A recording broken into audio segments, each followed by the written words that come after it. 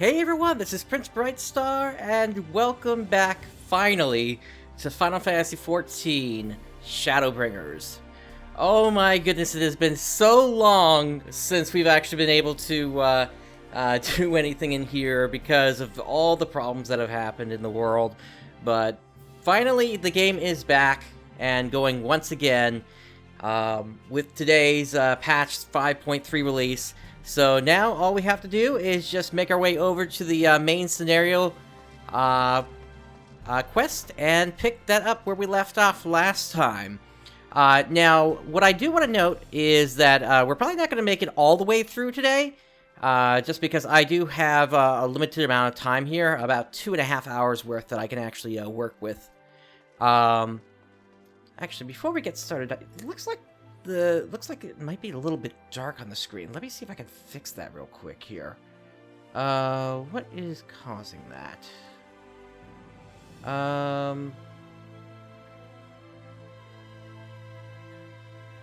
You know, it might just be my monitor, actually.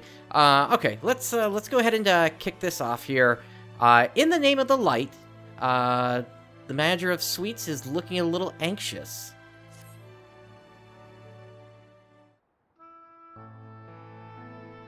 Ah, Master Brightstar, will you be venturing forth today? Do be sure to take care if so. Though they say the star shower was harmless, one can never be too careful. But I concede it is not for me to tell the Warrior of Darkness how to look after himself. Old habits, you understand. Ah, Prince, how very opportune.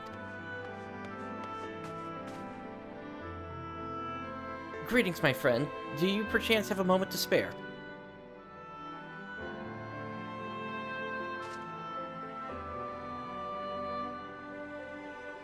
Wonderful, wonderful. I wanted to thank you, you see, for revealing to us the truth of the Warriors of Light. After all these years, your tales set the record straight. Finally, the people see them as the great heroes they were. Or the great hero he is in the case of Ardbert. You too were surprised to see him, I think.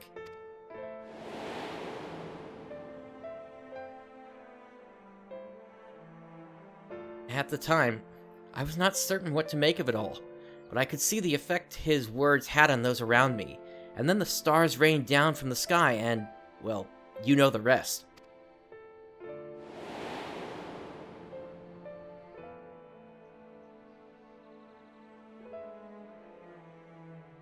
When the commotion died down, you were nowhere to be seen, but I was determined to express my gratitude, and so here I am. Thank you, Prince, for giving voice to the truth, and restoring the Warriors of Light to their rightful place in history. Should you perhaps wish to have your account of these matters committed to writing, I would be more than willing to serve as your scribe. Indeed, if there is anything I can do to help, anything at all, you need only say the word.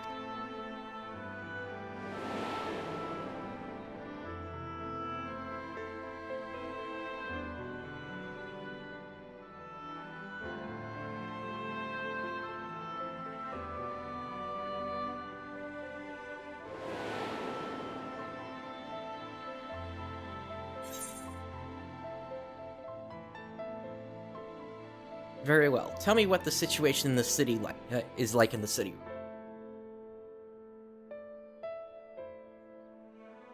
The situation in the city? Do you mean the people's awakenings as Warriors of Light? Well, while questions remain about the circumstances surrounding Ardbert's return, history tells us that what took place may not be entirely unprecedented. Ah, but to understand that requires an understanding of Warriors of Light in a broader Varantic context.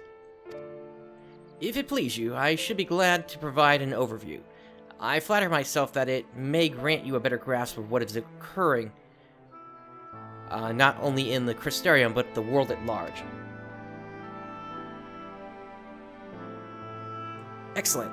I shall return to the cabinet at once and look up the relevant text. Pray join me at your earliest convenience.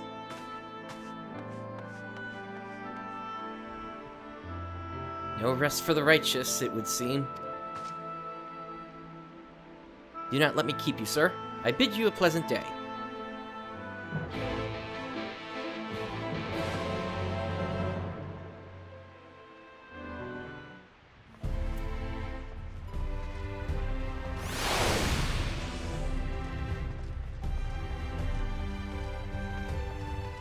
Alright, so we need to head over to the Cabinet of Curiosity.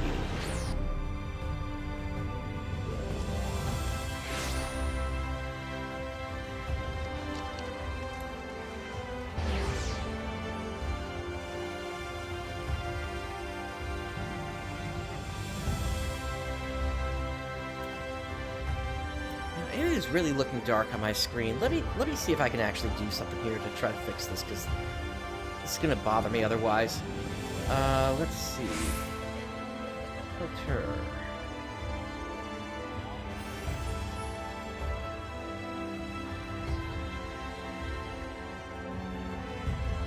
Okay, that's looking better now.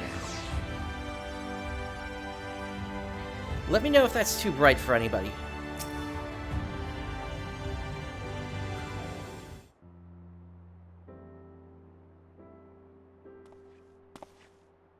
Ah, Prince. Excellent timing. I have but this moment finished gathering the materials for our lesson. As a great many works make reference to the Warriors of Light, I shall, with your permission, focus only upon the details that seem most relevant.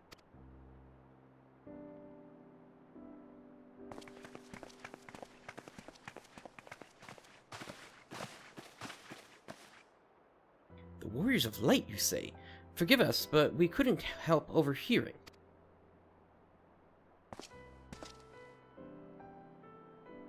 We've been out keeping watch over the Crystarium, but it appears to be business as usual. So I thought I'd spend some time brushing up my knowledge of familiars, and Alphino volunteered to help. I actually came on a different errand, but I'd be interested in hearing about the Warriors of Light as well. May I join you?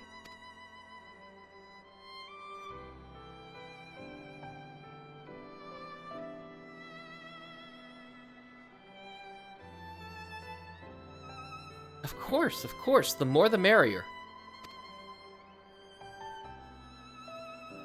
If you would care to find a table below, I shall be down with the books in a moment.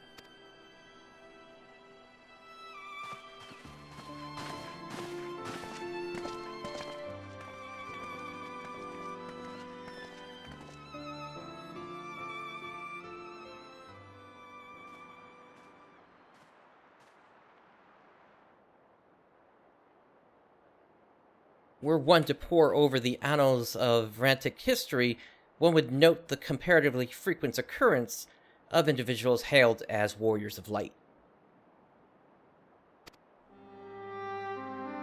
Ardbert and his companions require no introduction, but many others bore the epithet long before them. To name a few, there was Tolthwyl, legendary first king of Lakeland, Rodford, and Solard, the fabled Dran and Galgant duo of Vobert. And no list of Rantic heroes would be complete without the Archmage Tiuna of Ronka. In older texts, she too was called a Warrior of Light. It did surprise me how ready people were to forget the negative associations of the title, but it makes sense if it's been around for centuries.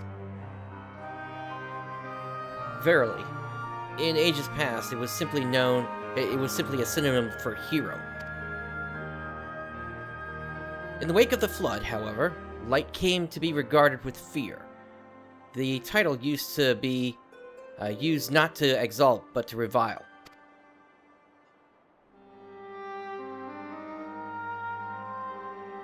Far cry from its beginnings.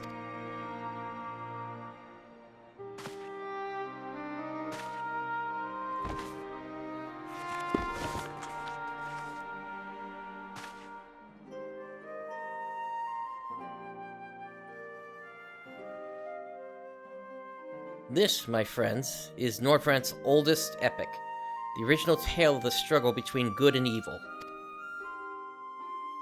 In a time when all lay shrouded in darkness, a prophesized hero rose to deliver the world from its doom. Fighting in the name of the light, the hero styled himself its foot soldier, and thus did he come to be known as the Warrior of Light.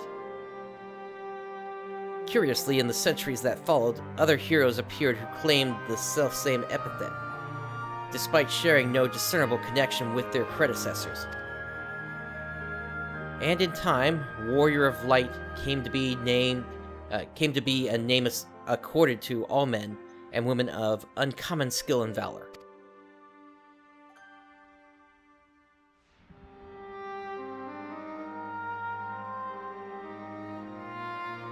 Well, the plot thickens. As you know, the title of Warrior of Light is also used in the source. Though the manners in which individuals have earned it are many and varied, heroes have been honored thus since antiquity. Nor does the custom show any sign of dying out, as you can well attest. It makes you wonder, doesn't it? It surely can't be a coincidence. Indeed not. Let us imagine a man who has awakened to the echo and is able to hear Hydaelyn's voice. As she styles him, so too does he style himself a Warrior of Light. Of course, being blessed with the echo does not in itself make one a hero, and conversely, there will have been no few heroes who were not blessed with it. But such distinctions are immaterial to the masses, and over time they came to use the title Warrior of Light and the word hero interchangeably. Sounds about right. It would be interesting to see if the theory holds true in the other worlds, if crossing the rift were that easy.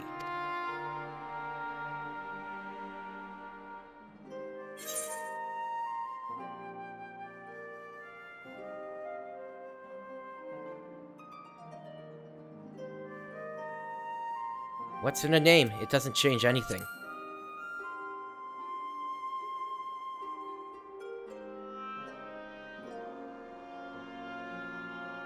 Well, I think a name can mean a lot, and I imagine it would be terrible to have people call you something which didn't feel right. At any rate, assuming all this is true, and there's a common thread behind the epithet, I doubt the Scions will have been amused. Have the world at large associate light, and by extension Hydaelyn, with good, must have added insult to injury.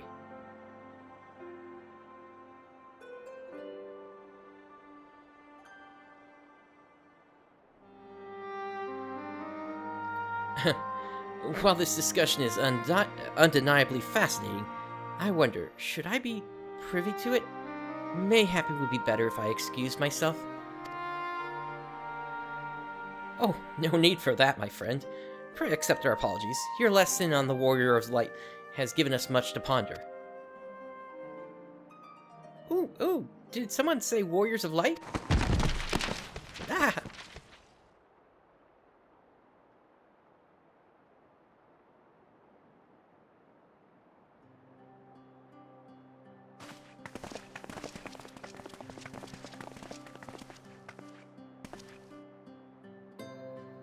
Rikitio, are you alright?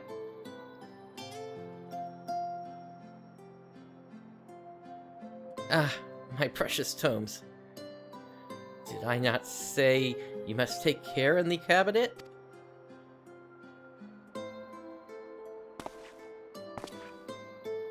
You too, Arkil. Farewell. We're sorry, Master Morin. Aren't you... the Warrior of Darkness?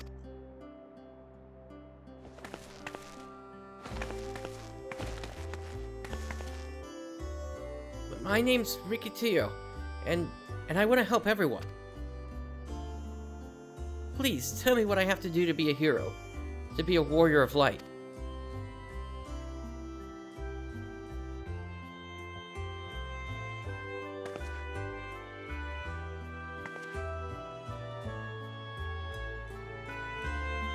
A little young, aren't you?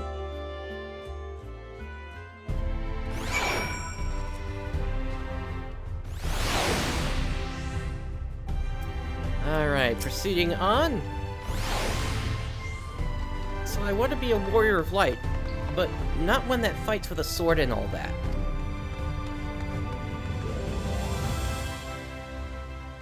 No, I want to be the kind that fights with potions and heals people. An apothecary. And I'm going to help everyone in the Crystarium. No, in all of Nordfront. When I told Arkil and Airworld this, they said that the cabinet should have lots of tomes about potions. But this place is so big, and we don't have the faintest idea where to begin searching. At this rate, I'm not going to get anywhere. If one knew where to look, one should indeed be able to find treatises on potions here. Even so, I fear they may prove a little difficult for one so young. But, Esteemed warrior of darkness, perhaps you might accompany young Rikitio to Spragix? Rather than through tomes, I believe she stands to learn more by observing the Kairugans at their work. Sounds like a plan. It seems we finished here, so we'll come with you.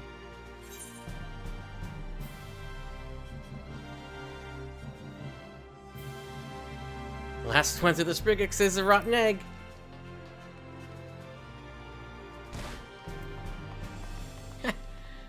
I'll have you know I'm really fast. You're going to be the rotten egg.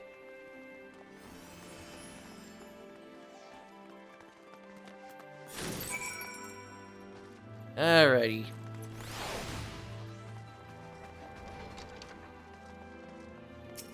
Let's make our way out to the plaza.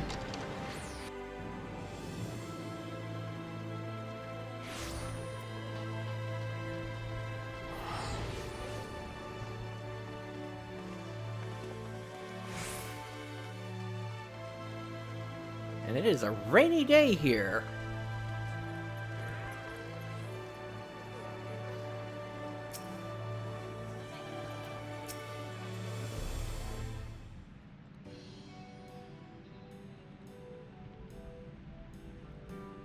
Well now, to what do I owe the pleasure of so many bright-eyed visitors?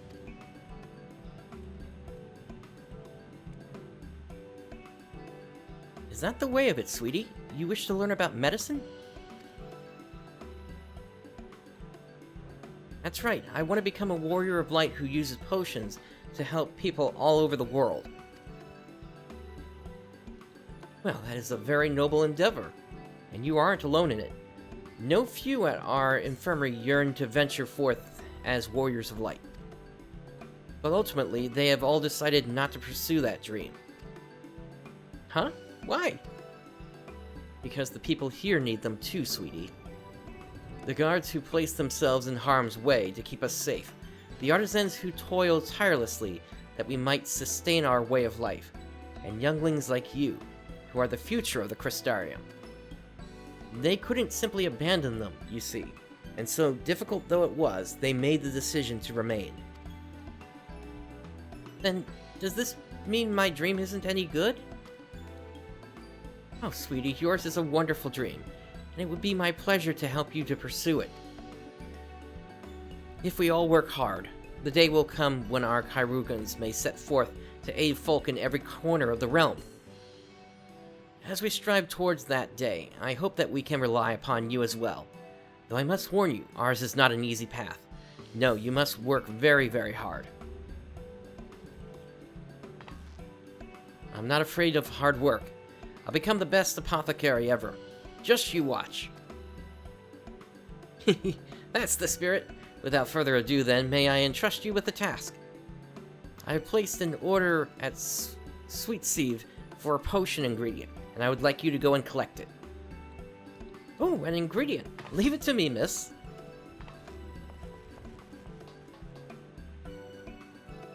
My, such an abundance of energy. Though I can't help wonder if she'll be alright by herself. My apologies, but would you mind accompanying her? When you arrive at Sweet Sea, speak with a woman named Gracine, and she will point you in the right direction. I shall join you. As the one who suggested this course to Riki Tio, I would assist in her first steps.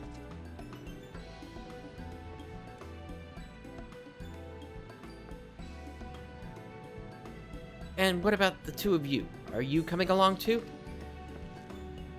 Well, we do want to become Warriors of Light, just not the same kind as Riki. So we'll wait for you here, Warrior of Darkness. When you return, please teach us how to fight.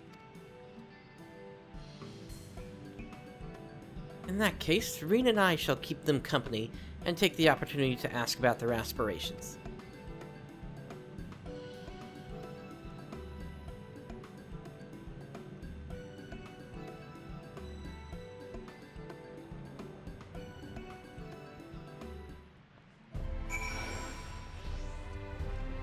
Alrighty, let's get out of here and let's see where we're headed.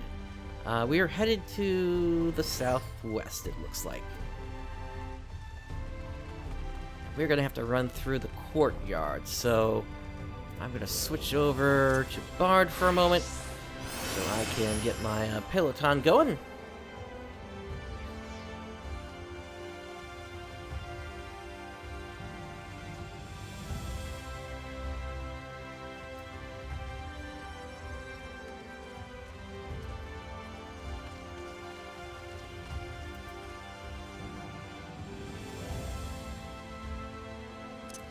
Here we are. If it isn't the Warrior of Light, Warrior of Darkness himself, may I assume you are with Master Alphino? Right, lest you wonder, Chesamil's order is for the grapes. As busy as we've been of late, however, I regret to say we didn't have the time to harvest them. So it was with apologies that I asked Master Alphino and his young companion to help themselves to the fruits on the vines. Perhaps you could lend them a hand? It's the undersized grapes you want to pick. They're too small for normal consumption, but suitable for making wine and medicine. Alright, so over here it looks like.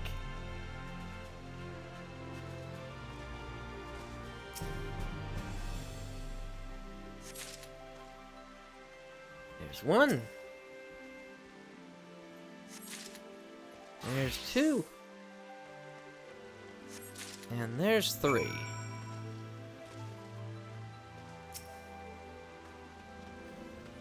Oh, you're here too? We're picking little grapes. It's quite fun. And let's hand these over.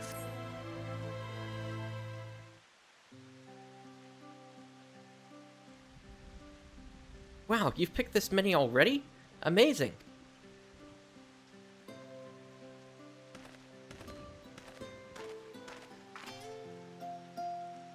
I dare say we have enough between us.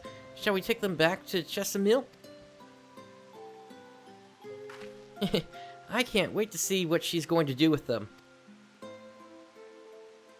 Tell me, Riki, what made you want to become an apothecary and warrior of light?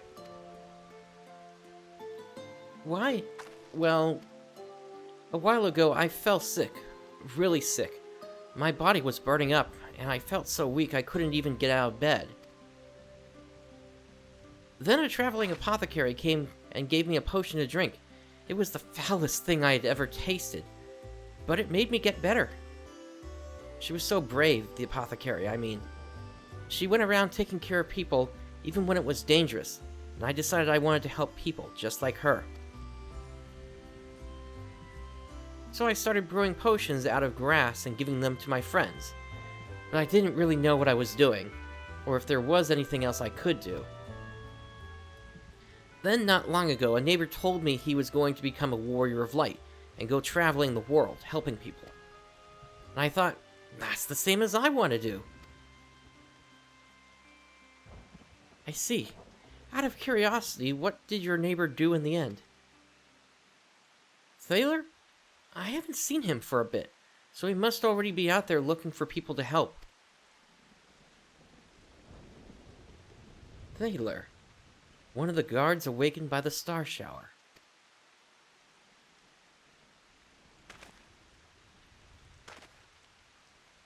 Thank you for sharing your tale with us, Rikituyo. I myself took inspiration from one not unlike your traveling apothecary, and I hope her good example will spur you on to realize your dreams. But it will not be done in a day. Such lofty goals are reached through hard work and persistence, through countless acts of heroism, like delivering the grapes to Chesimil.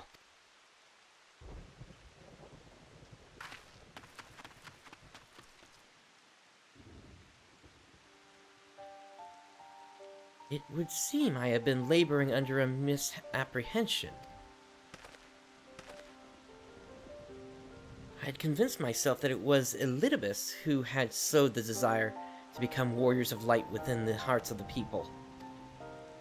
But I see now that the impulse to aid their fellow man abided within them from the first. Elidibus did no more than give it a name.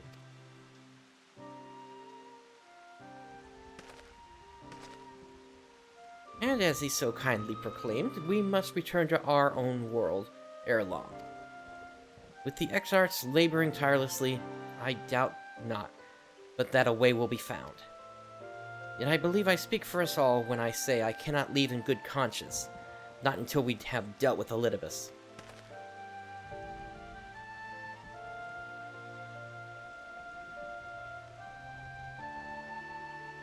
This is no longer a strange and distant land, after all.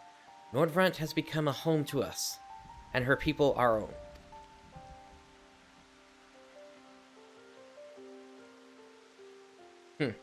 Let us return to Spriggus. It wouldn't do to keep your admirers waiting.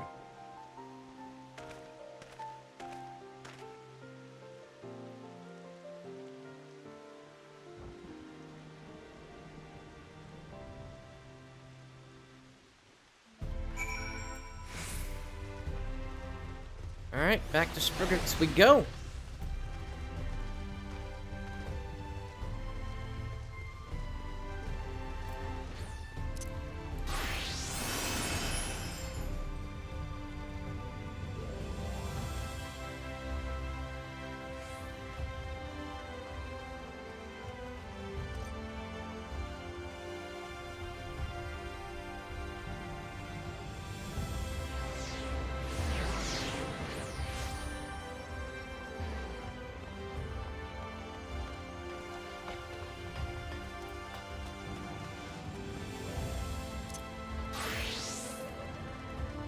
Alright, we have arrived, and there is the quest completion point. My thanks for your kind help, sweeting. We now have all the ingredients we require. From the grapes we shall make a vinegar, to which we will add elf grass, and a few other herbs to produce an invigorating syrup. Though it's unspeakably sour, it does wonders for the constitution. As part of her studies, I may just have to give Rikituyo a little taste.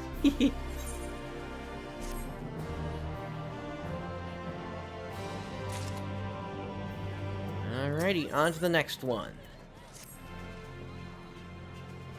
Warrior of Darkness, if you've finished helping Riki, won't you show us some fighting? Not play fighting, but honest-to-God's fighting? We already have some enemies that you can deal with. Vampire bats. The guards say they've become a pest around the Crystarium of late. We tried to sneak outside to hunt them, but the guards caught us and sent us home. But they shouldn't mind if you were doing the fighting and we were just watching. The children told us as much while you were away, and in preparation, Chesimil kindly furnished us with some lures for the bats. While the creatures won't give you any sport, bear in mind that the younglings will be watching. That is to say, put on a good show, yes? Right, let's head outside at once. Everyone follow me. Alice, hey, wait just a... Come on, then, children.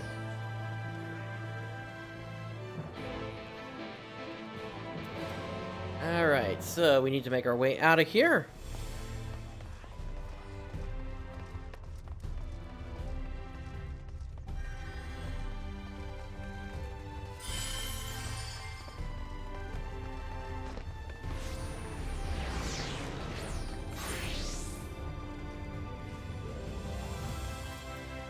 And yeah, this is happening right outside the gates, it looks like.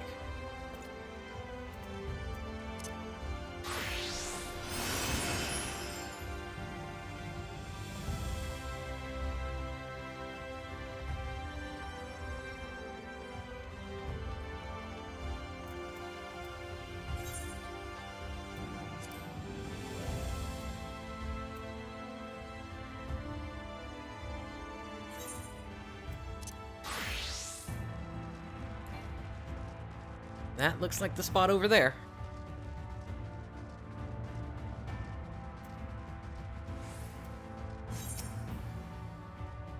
Everyone's here. Good. Let's get started, shall we? As their name suggests, vampire bats feed on blood, and originally being nocturnal creatures, they've grown more active with the return of night and become a nuisance. To draw them out, we'll use Chesameal's lures, which work by exploiting their heat-seeking behavior. The bats are wont to nest under the eaves, so you are like to attract more if you place the lures near buildings. I have here 6 lures, 3 for you and 3 for me. As proof of a successful kill, I want you to gather up their fangs. Whoever clicks the most is the winner. Oh, you're hunting too? Yes. Well, nothing like a friendly competition to bring out the best in Prince. Anyway, while we hunt the bats, the 2 of you are to stay with Reen. She's really strong too and will keep you safe.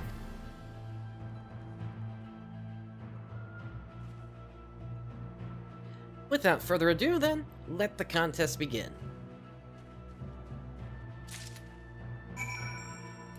Alrighty.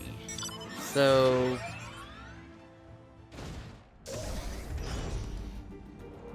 let's find the points over here. And then I saw one to the north as well.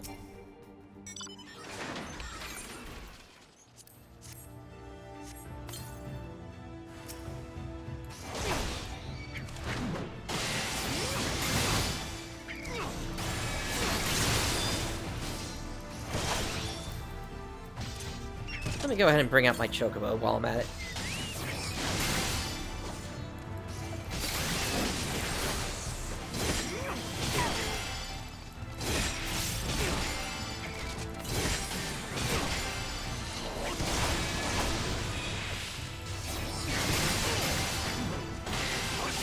There we go, there's one of them.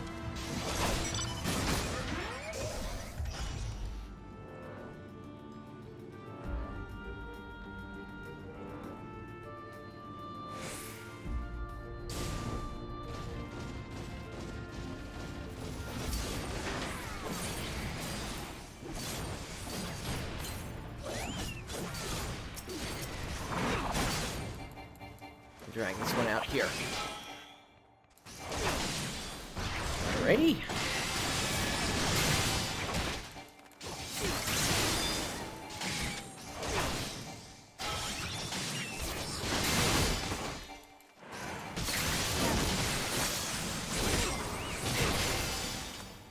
There's the second one.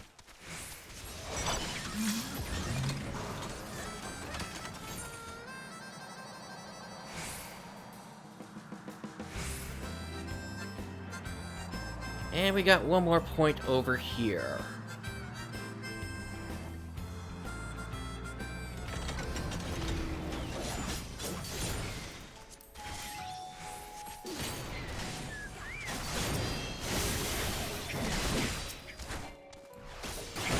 Looks like we got a collection here. I'll just grab mine. Let's see.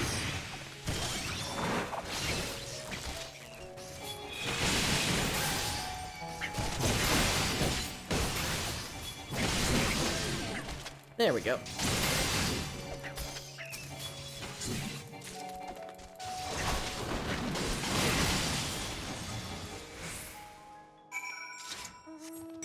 Alright, let's make our way back to Reen.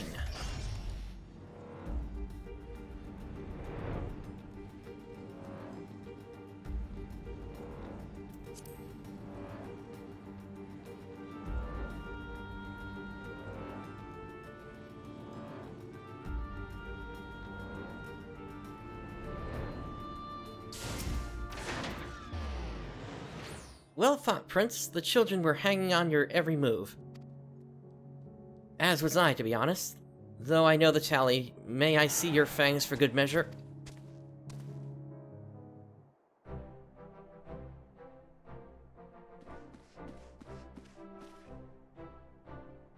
Apologies for the wait. My fangs. Not a bad haul, even if I do say so myself.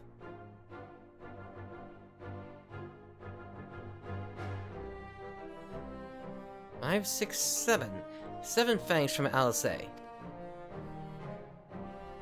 Which means the victory goes to Alizé. Prince collected 5. Ha! I did it! I bested Prince! In another goddamned life. You didn't even try, did you? And there I was taking it seriously. Spare me your pity next time, will you?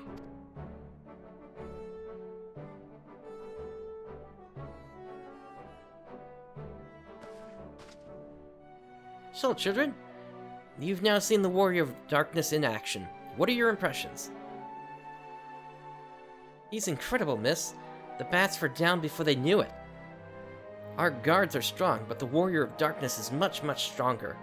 We want to be just like him. Good. If you're looking for an example to emulate, you may as well pick the best. I want you to remember how you felt when you've watched Prince, and train hard. Keep at it for long enough and you'll be strong too. If you don't mind telling us, when did you decide that you wanted to become Warriors of Light? Well, we were listening with everyone when Ardbert appeared, but I've wanted to be strong since before I came to the Crystarium. The Sin Eaters killed my father and my sister, see, and I promised myself I'd learn to protect people one day. Like Ardbert said, this is our home. We're the ones who have to protect it. We're the ones who have to rise up as new Warriors of Light. What about you, Arkil? Me? To be honest, I'm not sure what I want to do. But if my friends were in trouble, I know that I would want to help them. And I want to go on adventures with them, see the world together. That's a wonderful goal. You really think so? It's hard to explain, but it's something I felt when I saw the star shower the other day.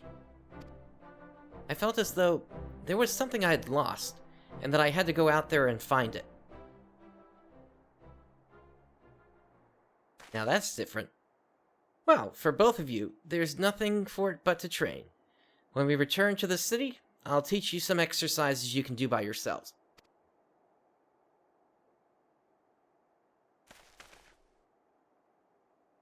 Thanks for showing us your fighting skills, Warrior of Darkness. We'll never forget it.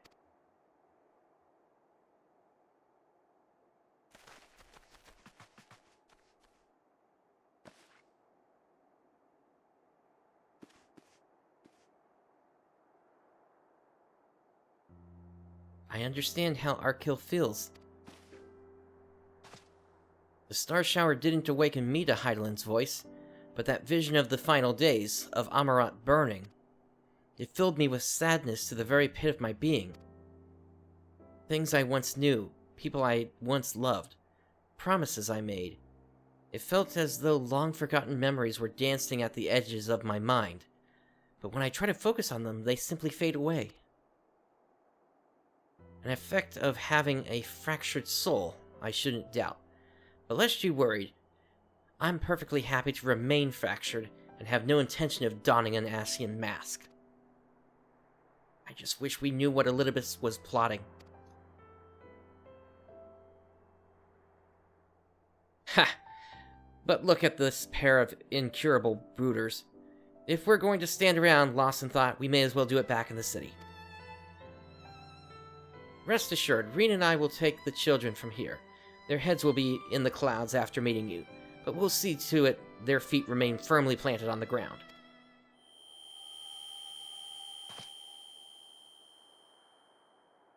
Well, that was different.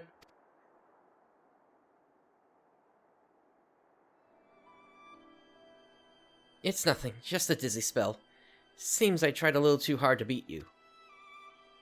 I'm fine now, not to worry. I'll see you soon.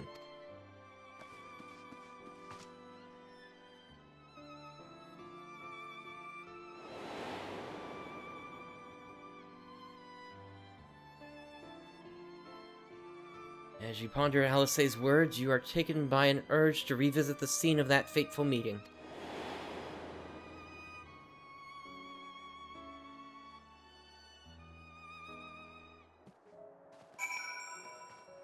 Alright, so that's going to be back inside the Crystarium. Out on one of the platforms.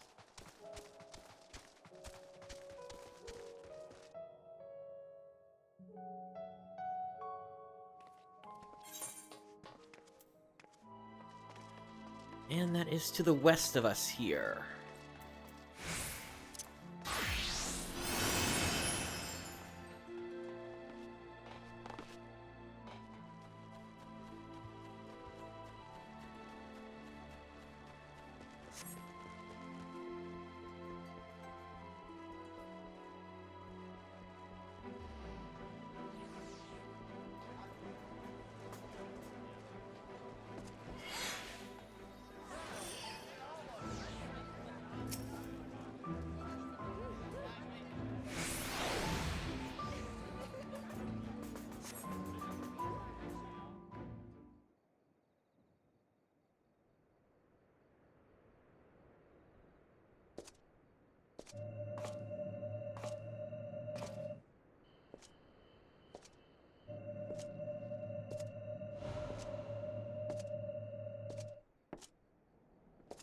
Interesting.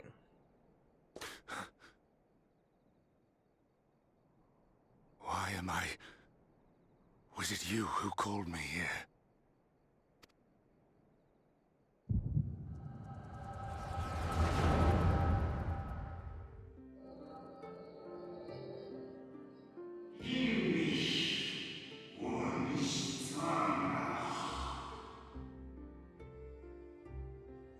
On behalf of the Convocation, I bid you welcome to our order.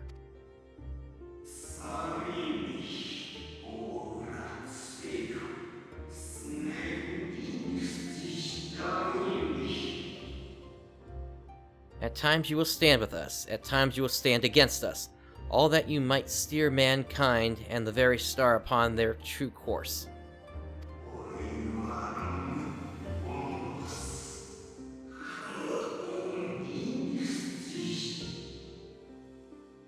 For yours is the seat of Elidibus, the emissary, and by this name shall your every action be guided.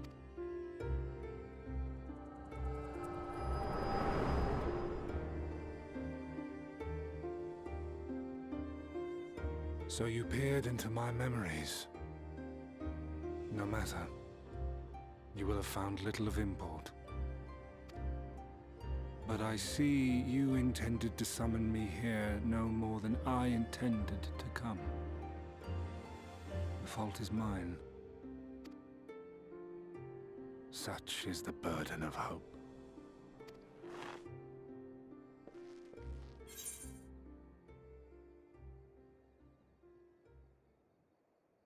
Why must you embroil the people in your plans?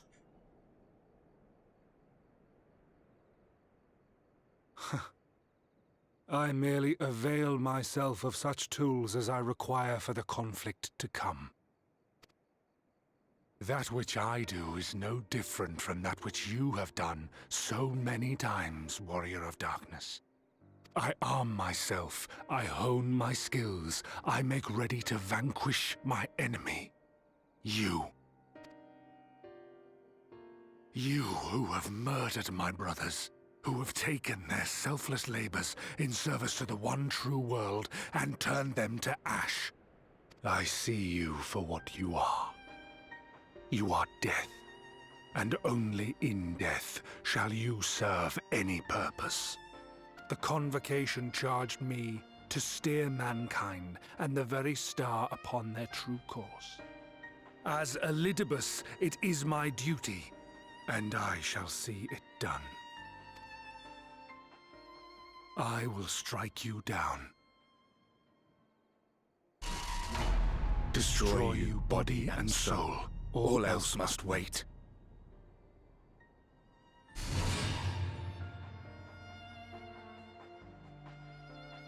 Ere long I will come for you, warrior of darkness, and I will save the world.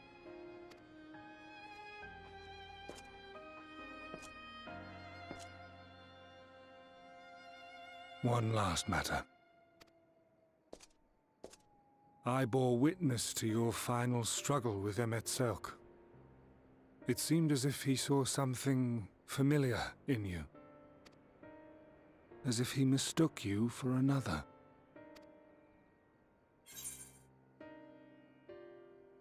Mytholodius called me his new old friend.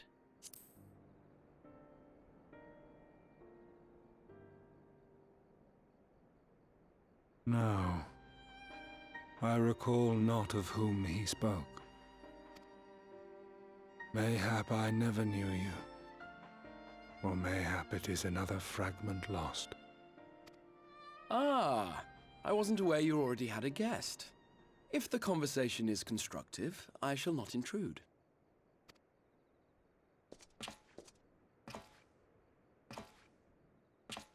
But if you seek to stir up trouble, Elidibus, then I must insist you leave at once.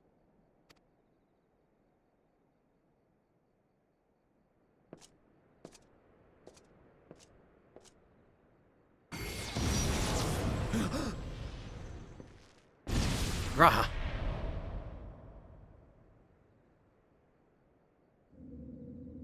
Though you lack her blessing, your soul is surprisingly dense.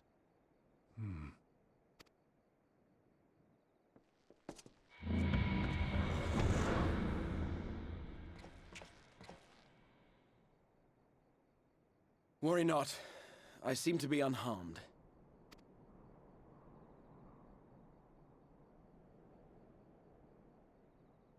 But yes, what's happening to your arms? This is my own doing, the consequence of my recent exertions. It is the Tower's way of compensating me for the demands I have placed on it. Rest assured, it is no great inconvenience at present. Indeed, I told Beck Lug as much, but they would not be persuaded and sent me away to rest. No need to make a fuss. Strange as it may sound, I consider it something of a badge of honor.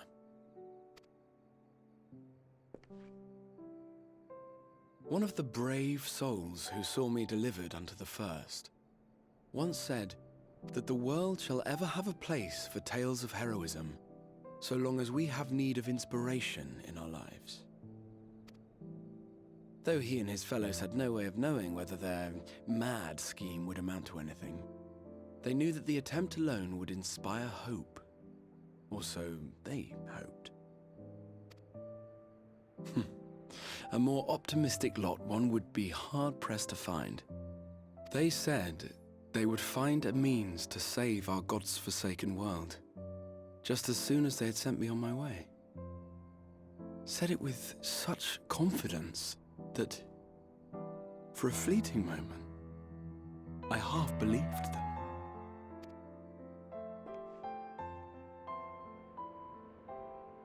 Such faith, such courage in the face of unrelenting despair. For a long time, it was more than I could bear to remember them. If I can say here, I am loving this new rendition of the Final Fantasy III overworld theme. But having come this far, having sent full many on their way myself, I see things more clearly. To take action is to hope. To believe, to choose to believe, is to take the first step towards a brighter future. And why do I tell you this? Because I want you to indulge me in a little recklessness. Needless to say, I have a plan. And when all is said and done, I will ask yet another favor of you.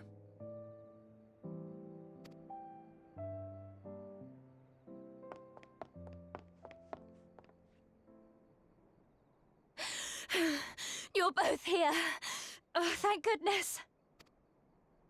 What's wrong? It's Thancred. He's collapsed. What's happening on the source?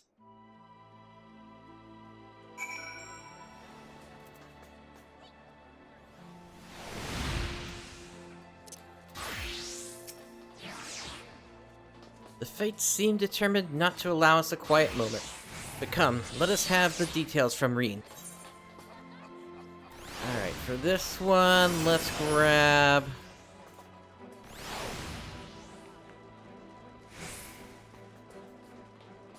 I guess it's gonna be the Moors.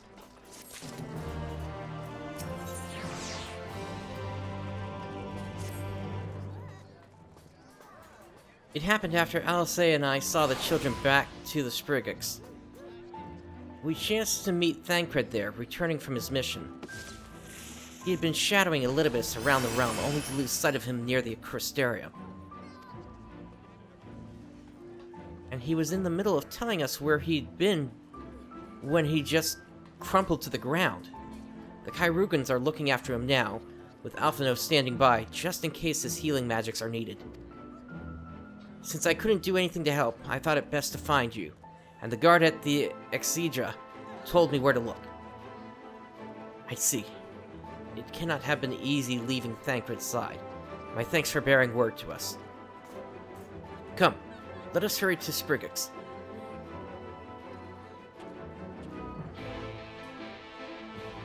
Alright, another run for us.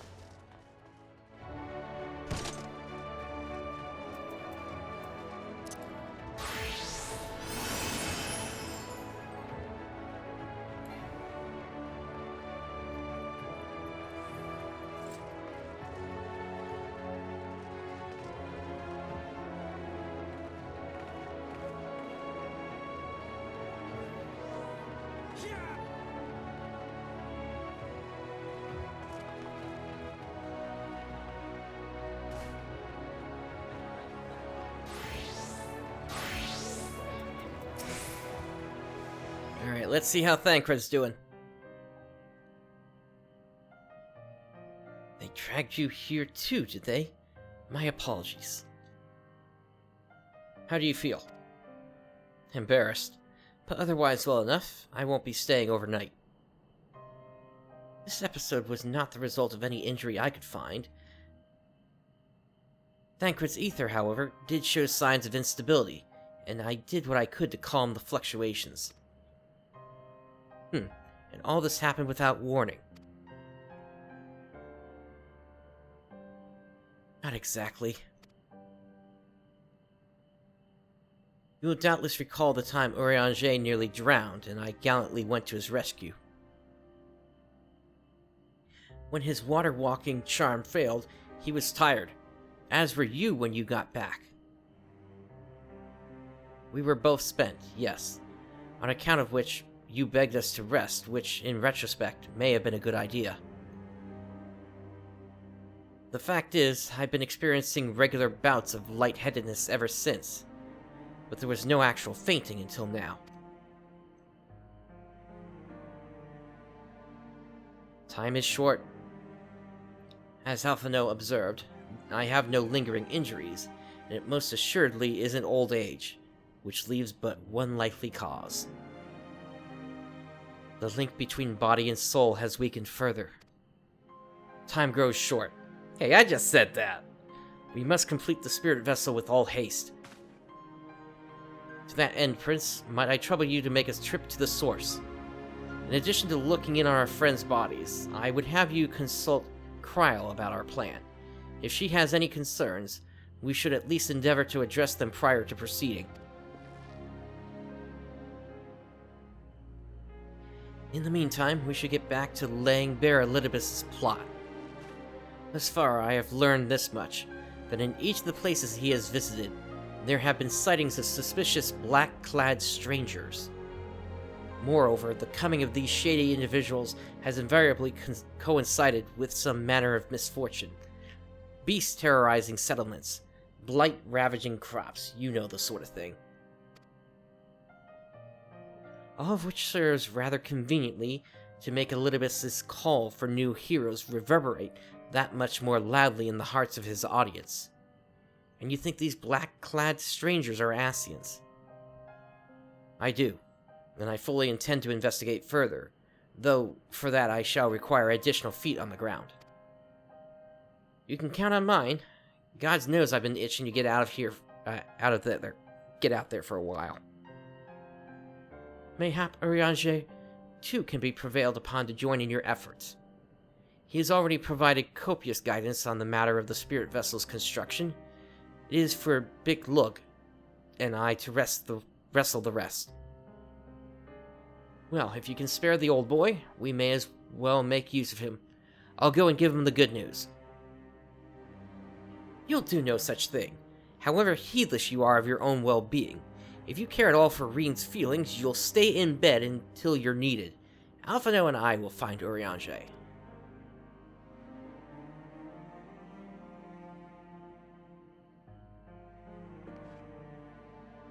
All being well, we will have news to share by the time you return. Safe travels, Prince.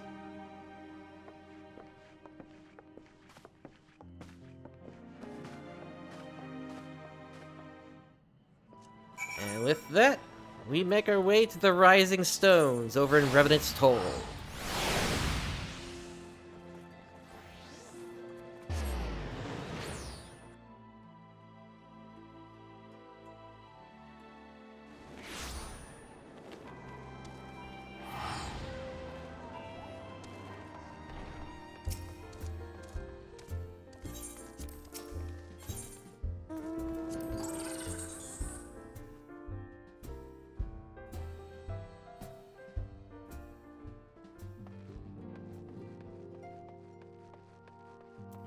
Hello, Tataru. How are you doing?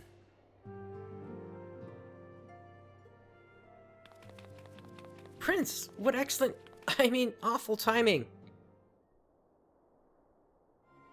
You see, our friends, they've taken a turn for the worse. Pryle's hardly had a moment to rest these past few days.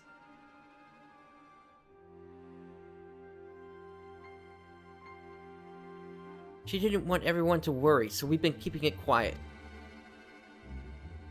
Oh, but listen to me.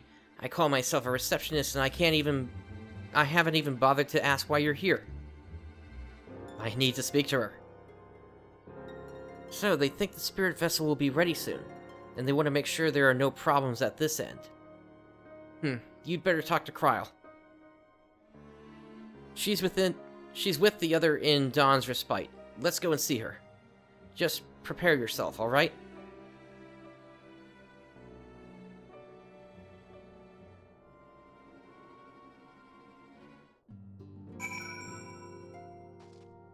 And finally, this door has opened to us!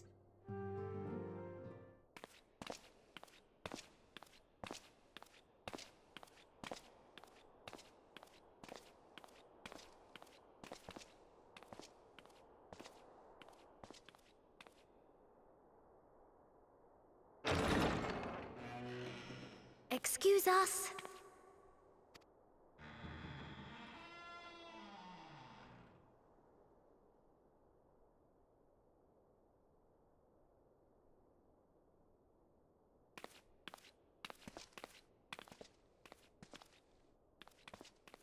This way.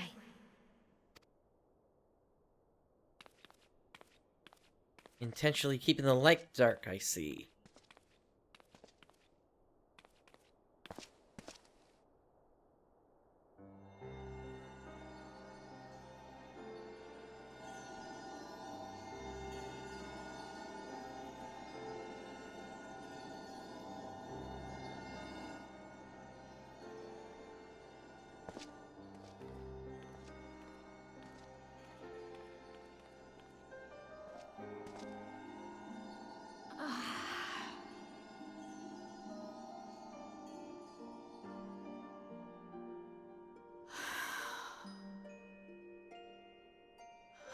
I would rather you hadn't seen this. I'm sorry. We have urgent tidings. We have urgent tidings. No, I'm not angry with you. On the contrary, I know full well how hard everyone has been searching for a way to return home. And I had hoped to afford you the time you needed. But given our friend's present state, perhaps it was for the best that you came.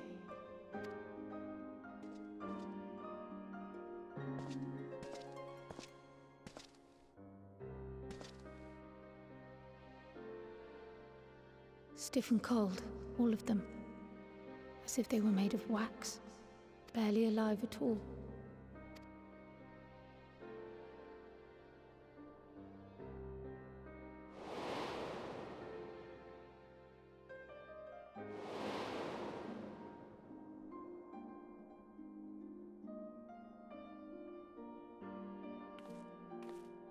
And they had been doing so well.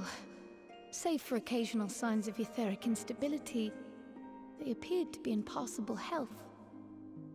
Then, quite without warning, things took a turn for the worse.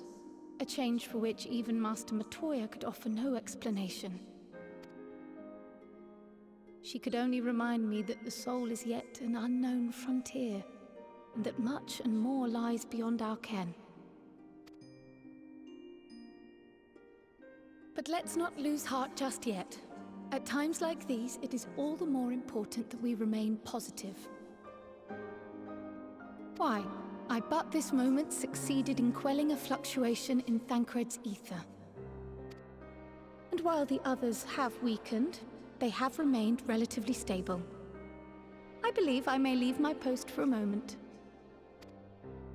So come, let me hear your tale outside.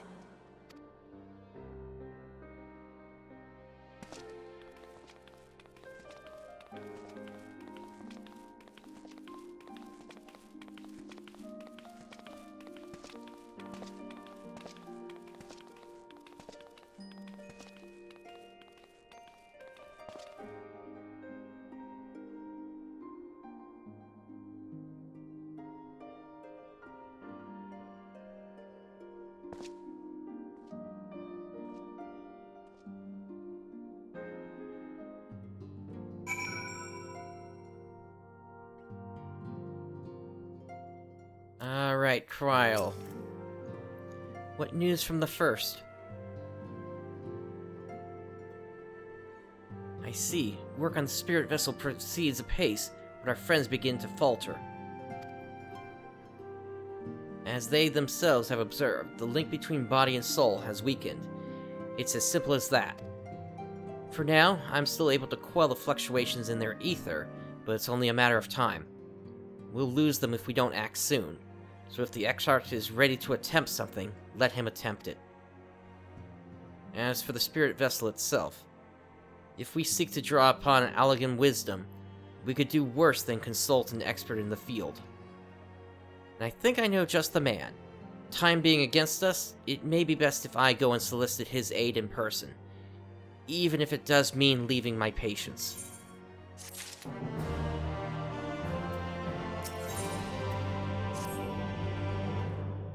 Prince, could you spare a moment?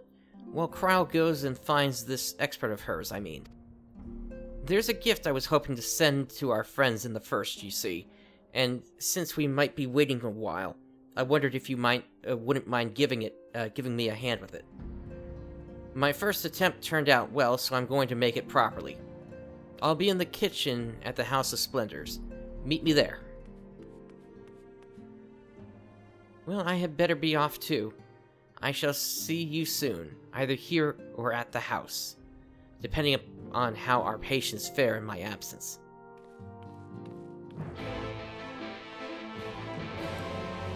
Alright, so we're gonna make our way out into Revenant's Toll. Yeah, that's not good that they're in that state. But hopefully not for much longer. It's obvious that Grahna thought this thing through, way back in 5.2. He has that failsafe option if he needs it. But let's hope it doesn't come to Okay, we actually need to head upstairs, I think.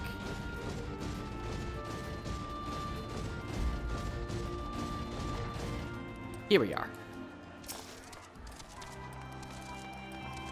There you are, Prince. As I'm sure you've guessed, the gift is but a bit of home cooking.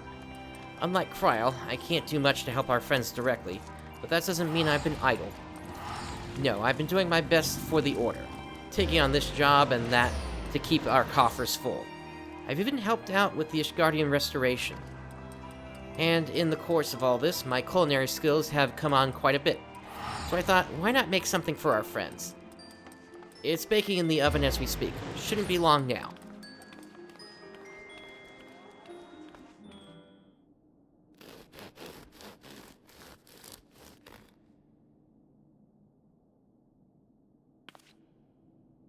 There, baked to perfection, even if I do say so myself.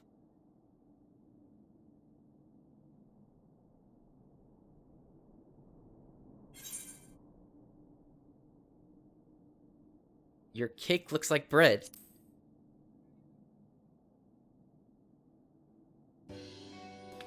It is bread, silly, and not just any old bread. This here is old world bread. Archon Loaf, to be precise. It's what they eat over in Sharlayan. Simple fare, I admit, but I thought it would remind our friends of home. If nothing else, Kryl tells me it's a good source of ether. So it should lend them a bit of strength at least.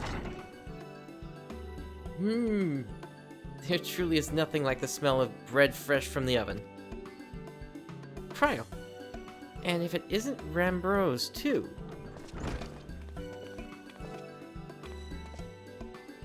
I trust you require no introductions, Prince. Greetings, my friend. Full glad am I to see you well. I confess, I have a long list of questions to ask you, but I will endeavor to contain my curiosity for the present. I understand our mutual friend is struggling with the application of certain elegant technologies. I have been keeping Rambros apprised of events in the First. Suffice it to say, he knows about the XIV. If anyone alive can provide insight into this matter, it is him and his fellow sons. Loath as I am to disappoint you after so glowing an endorsement. Memory transference was the sole province of Allegan royalty, its mechanisms closely guarded secrets. If any record of them remains, we have yet to find it. To wit, I regret that I can offer no solution to your problem. Which begs the question of why I bothered to come here, empty-handed as I am. The answer being, rather brazenly, to ask a favor. I would have you relay a message to our comrade. Tell him that we never doubted him. Never doubted that he would achieve all that he said he would. Those of us who remained behind have yet to play our part. But when the time comes, he may rest easy in the knowledge that we will most assuredly do so. And then the tower shall shine once more as a beacon of hope, in this world and beyond. So tell him that we consider his duty done, and that he should follow his heart now. Forgive me, but do you say this to discourage him from overexerting himself? Or to encourage him to hold nothing back? That is for our friend to decide, but either way, I dare say a certain someone will be unimpressed. Well, there you have it, Prince. If you would be so good as to see Rambros' message and Tataro's bread to their intended recipients, along with my report, of course. Kryl, before I wrap the bread up, would you mind giving it a try, just to make sure everything's as it should be? But of course, I'm always happy to lend my taste buds.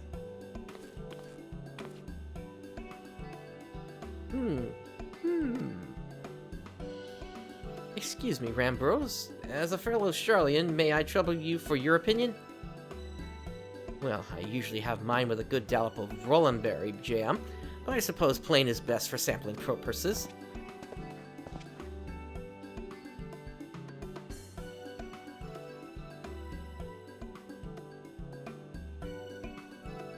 I see.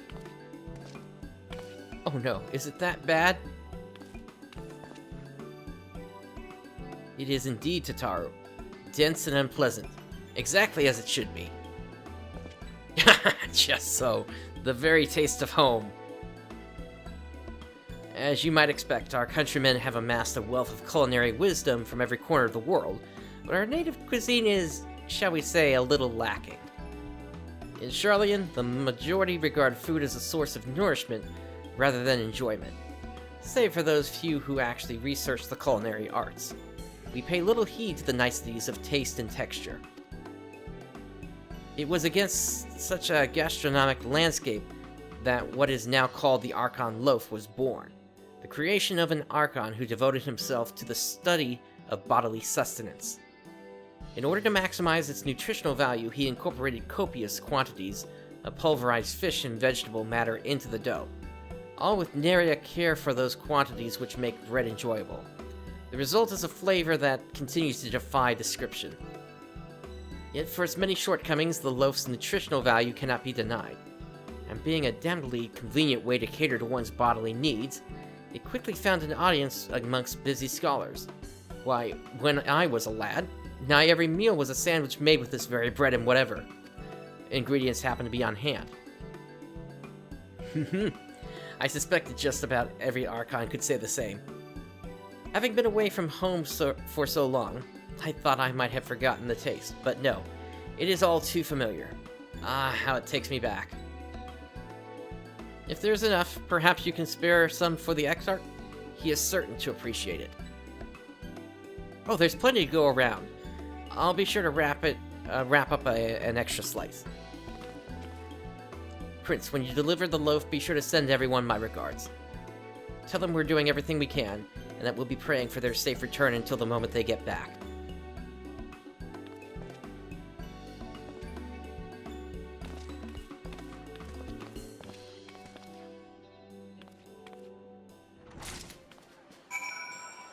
Alright, with that, let's make our way back over to Lord Brent.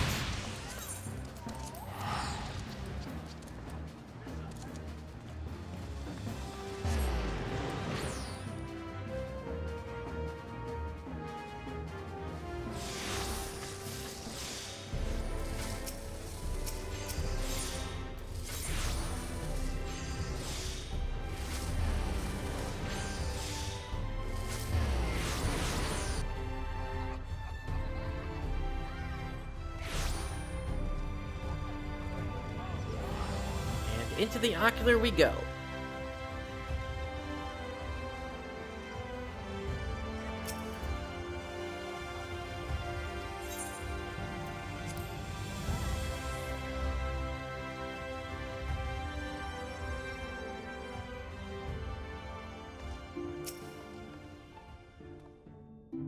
Welcome back, my friend. How was your journey? And let's hand over that Archon Loaf.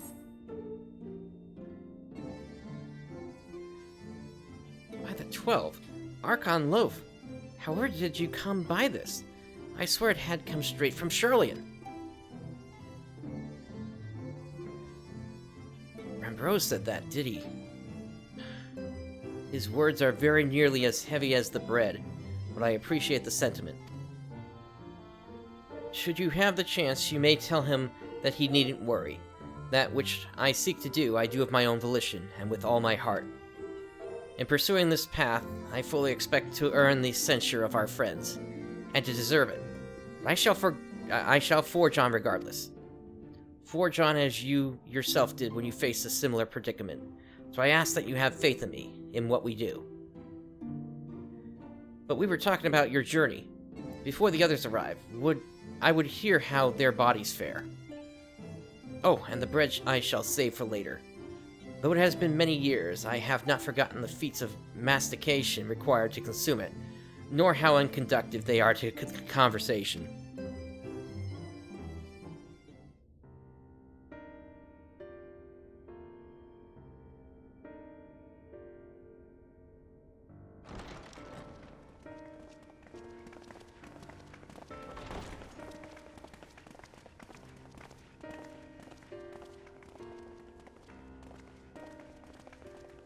Forgive the delay.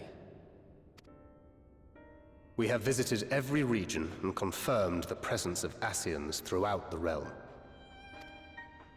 Lest a grave predicament be made to seem hopeless, it should be noted that they are of inferior rank. The black-masked minions who answer to the Red. Yes, a gaggle of schemers attempting to exploit recent events to sow the seeds of petty conflict. Fortunately, nothing of any great concern has come of their meddling just yet. We also encountered a number of the Crystarium's former defenders, busily solving this problem and that in a bid to become warriors of light. Their zeal is to be applauded. It is but a pity I cannot encourage them on their course. Not knowing Elidibus set them upon it, no. Both the troubles to be solved and the villains to be vanquished are his doing too, like as not. And so, with apologies to the aspiring warriors of light, I believe it best that we deal with the Scions quickly and quietly. I quite agree. But tell us, what news from the source? How fare our bodies?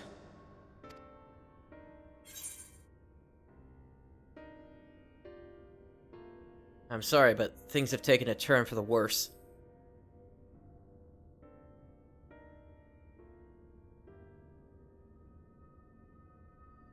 Oh dear. Then we must redouble our efforts. Not that we've ever stinted in that regard.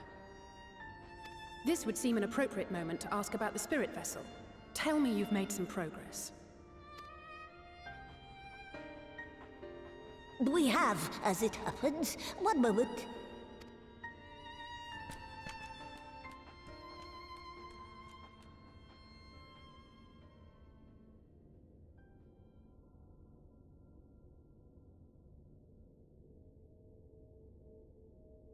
The red stones. Then this doth mean... For the benefit of all, permit us to explain. As you will recall, using white auracite as our starting point, we fashioned a vessel for mind and memory both. Yet, though it served this purpose admirably, the process of imbuing it with one's complete essence proved a somewhat thornier proposition. Simply put, the memory would not accompany the mind. And so, we looked to the Allegan's mastery of memory transference for a solution. This approach was not without its own complications, however, relying as it does upon blood, which inanimate objects, notably, do not possess. We duly explored methods of suffusing the vessel with drops of the aforementioned. Alas, our painstaking experimentation succeeded only in making me feel faint, and singularly failed to imbue the crystal with the necessary properties. It was then that an idea occurred to me, namely that we might fuse the vessel not with normal blood, but with my crystallized essence.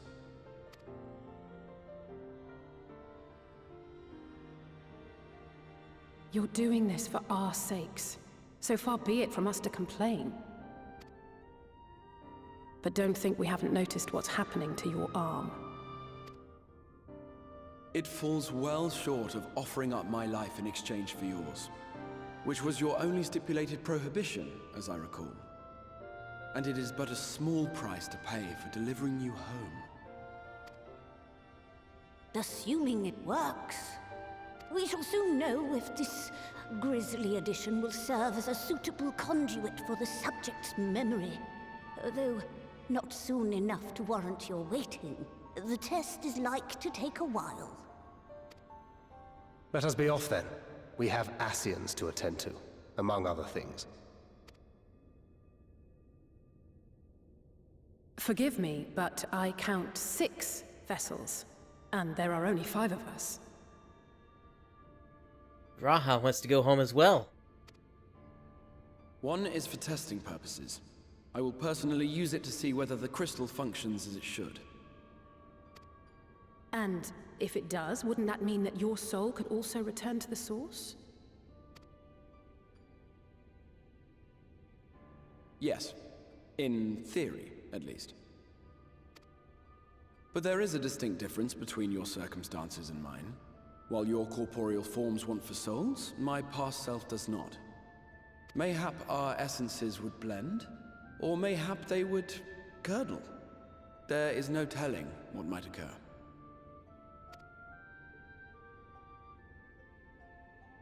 And you'd be willing to take that risk? I would. I see.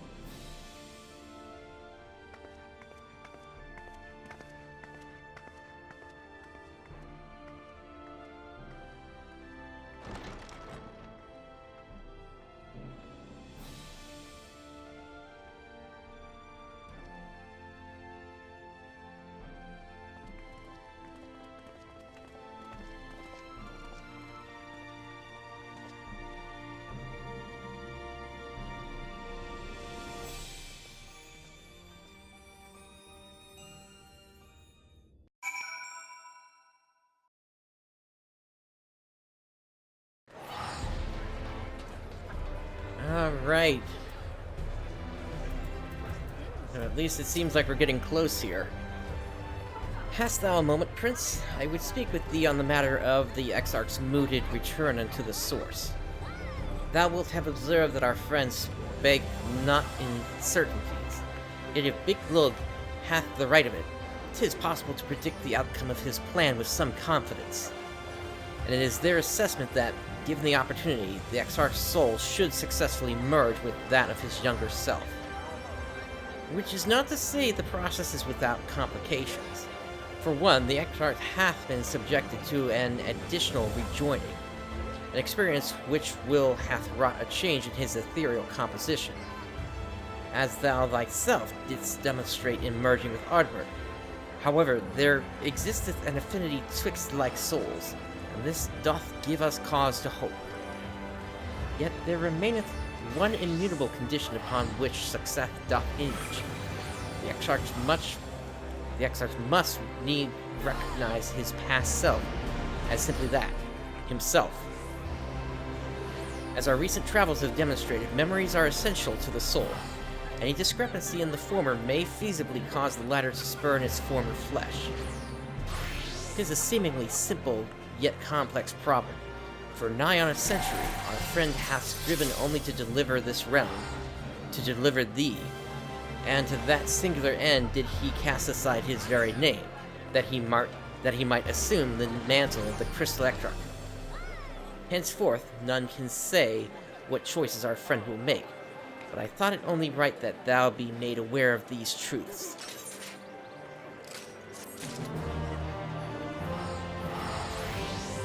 So basically, when we get back, he may not be the same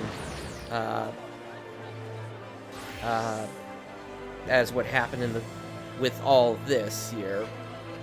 Or it's possible the younger Graha may have issues accepting these memories. And he might also open the tower early. We'll have to see. Alright. Faded memories.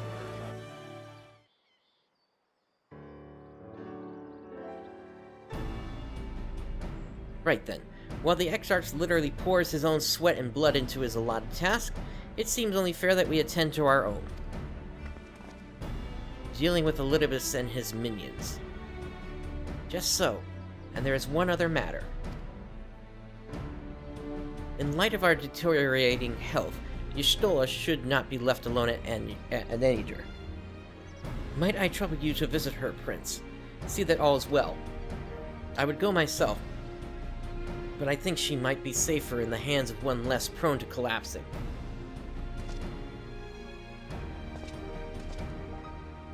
My thanks. You may leave the Ascians to us.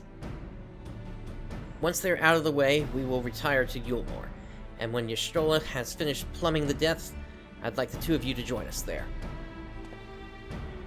If you're bound for Enider, I suggest you go via Ventmoth Yards. Our friends there will be glad to provide a boat for you.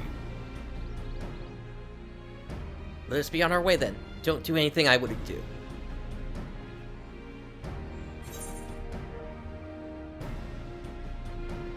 I have a delivery from the Source Kupo, courtesy of one Tataru Taru.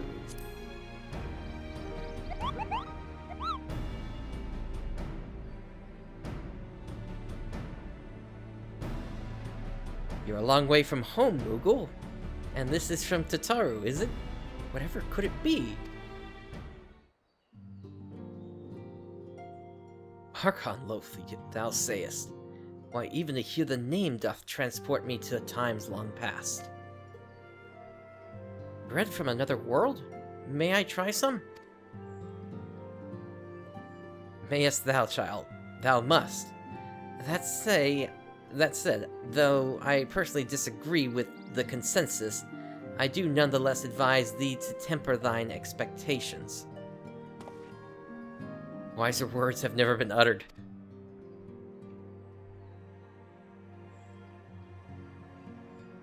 Though it rarely darkened our dining table at home, I can attest that it was standard fare at the stadium. Indeed, a slice was never far from our peers' hands. Oh, Fano, you really are an unbearable snob sometimes. Do you know that?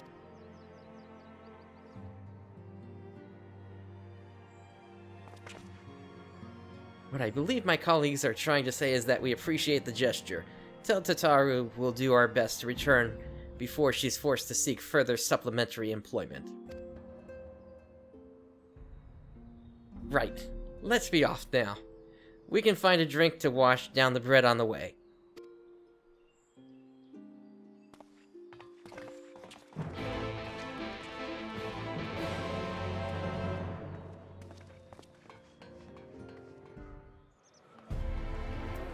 Alright, Ventmont Yard. So that is over here.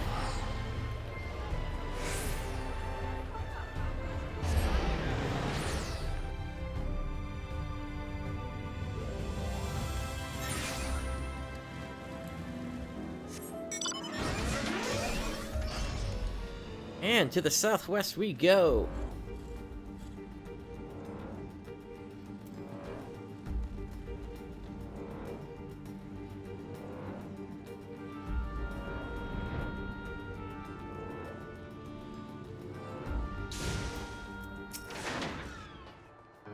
Oh ho! If it ain't the Warrior of Darkness himself, what brings you to these parts? Heading out to sea, eh? But of course we'd be happy to help. Just say the word and I'll ready a boat. Let's travel to Enidur.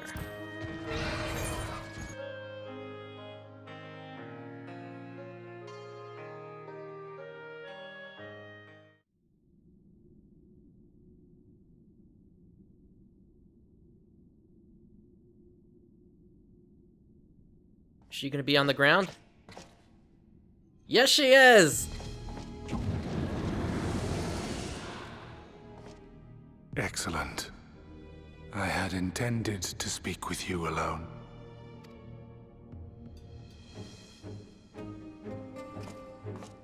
None of my doing, lest you misunderstand. The link between her body and soul wavers.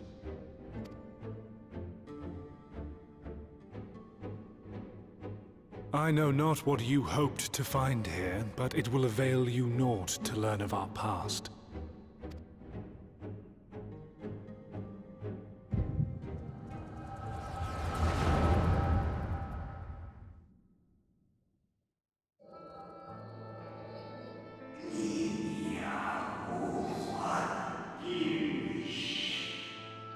Reviewing the records again? Really? You worry too much, Elidibus.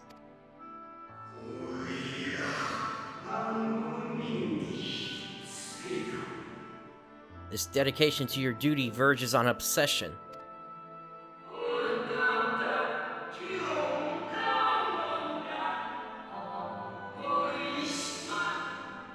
To think some thought you ill-suited for the role. How wrong they were.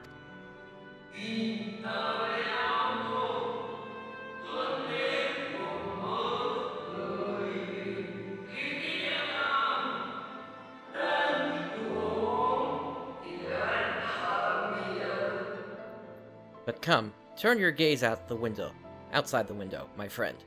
The rains have ceased, and we have been graced with another beautiful day.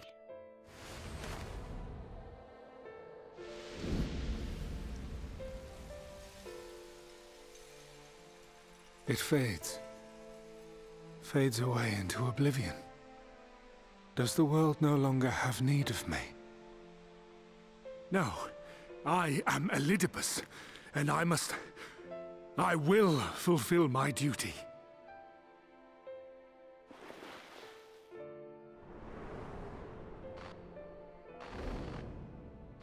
Sundered though you may be, you fought for the world's salvation.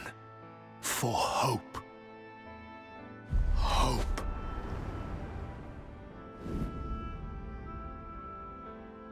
Ah, it swells within me, empowers me. Now I may carry out my mission. And yet, why do I yearn for this? Why do I struggle so?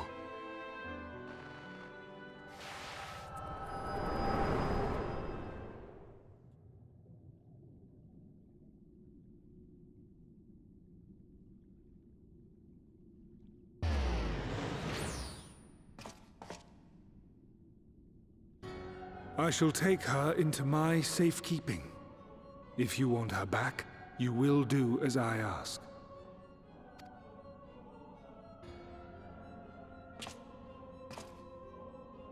Show me your strength. I would take your measure.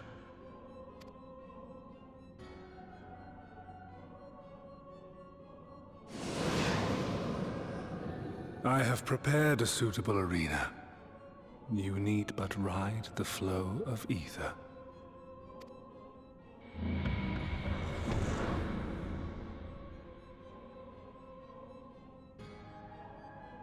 Well, doesn't this seem familiar? This is reminding me of back in the 2.x series where another member of the Scions got captured.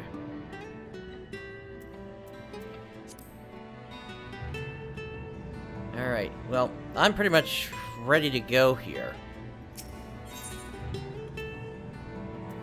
Alright, so duty calls. In that case, let me go ahead and snack on something real quick here then. Let's do the rare roast beef.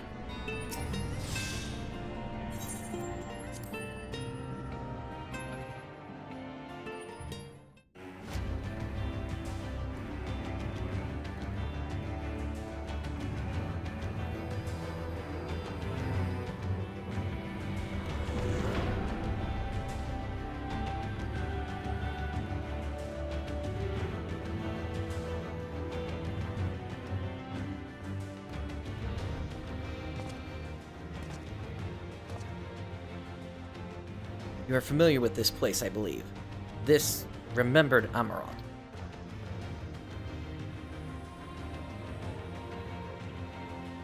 Proceed to the capital. I shall return your comrade to you there.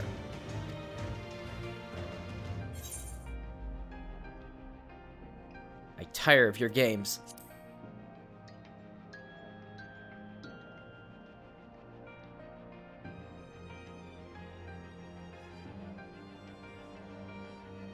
You speak as if you were disappointed in me. Why?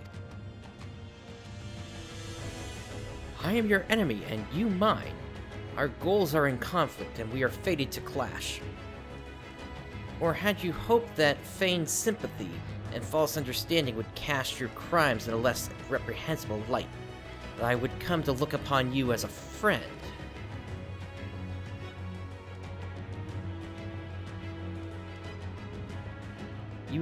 You who have slaughtered my people, who would tear down everything we have built.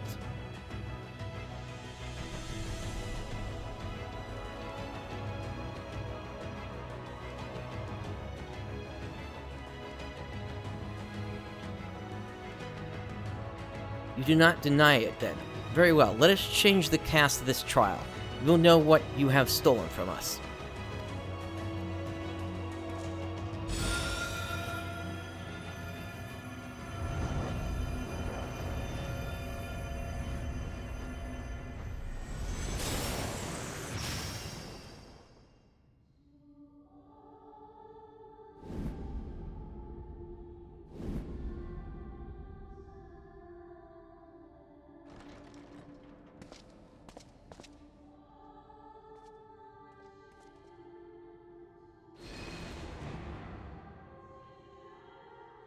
Do not imagine I crave remorse, only justice.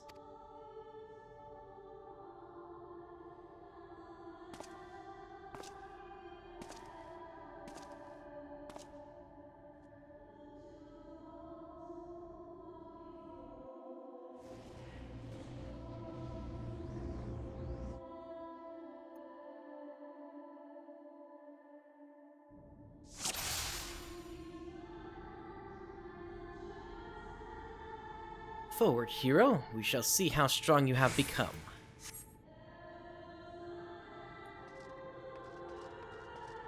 Alrighty.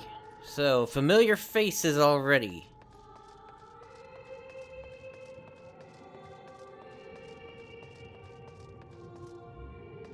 Let us begin. Rest assured there are no tricks. You need but defeat the enemies before you. First, something easy. Those whom a budding hero might encounter at the beginning of their task. And I believe I have the perfect subjects.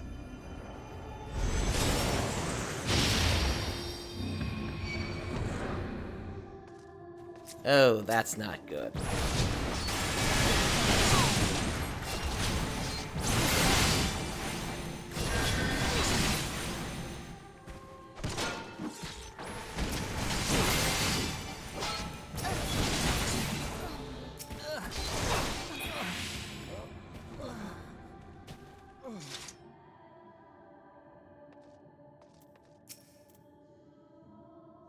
All too easy, I see. But at least you now understand the rules. Thus will we make our way to the capital. Are you trying to unnerve me? Come now, I made it plain that they were monsters. Be that as it may, even a monster could be someone's beloved. That is what I wish to impress upon you.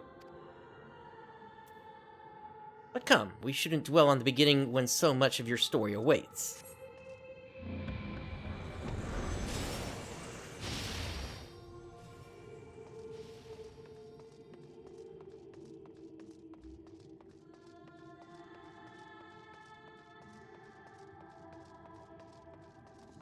Every tale requires villains.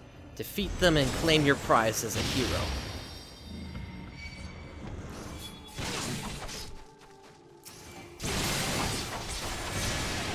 At least this is a little bit different.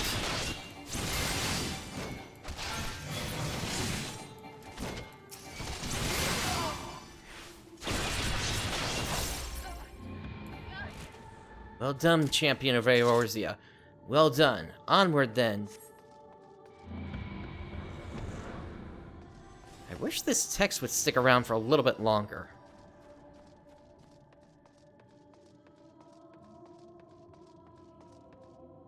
You tasted many sweet triumphs, yes, but so too did you taste bitter tragedy. Who could forget the Crystal Braves, the idealistic, pathetic dream born from a malformed creature? Faces you know and loathe, let your hatred burn and strike them down with all your might.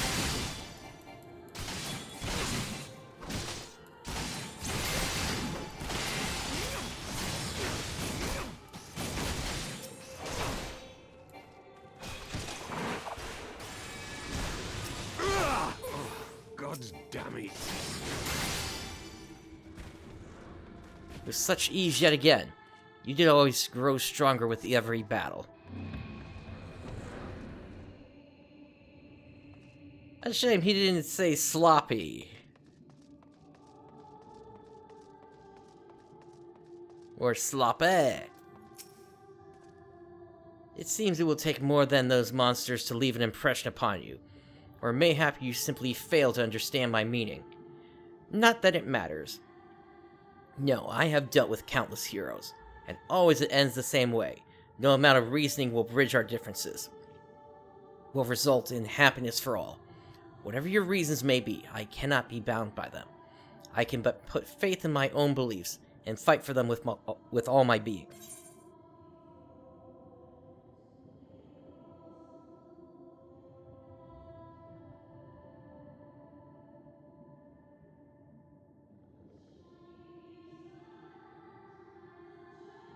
I still would like to see where this leads.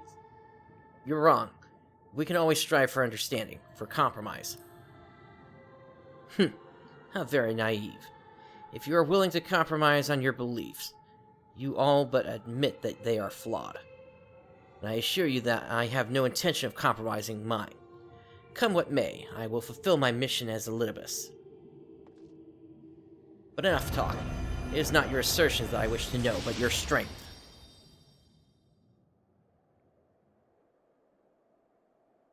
Falsely accused of regicide, you fled for the snow-swept fields of Korthus.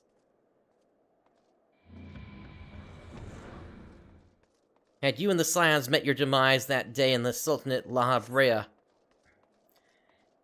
but not only did you stubbornly live, you hurled yourself into the thick of the Dragonsong War.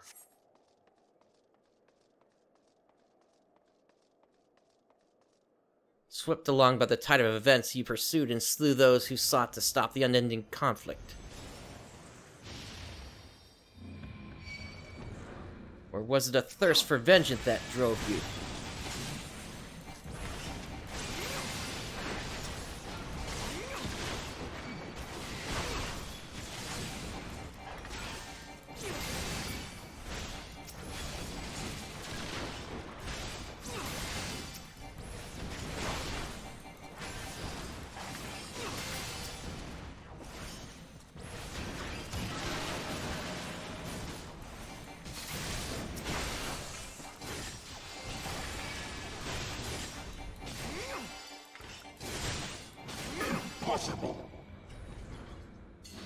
I trust you are beginning to limber up. Do keep up the fine form.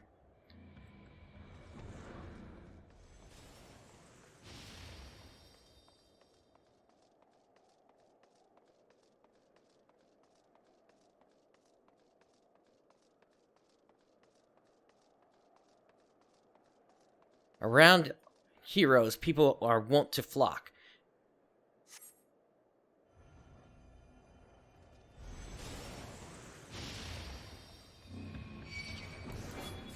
Come, let the curtains rise on the grand melee.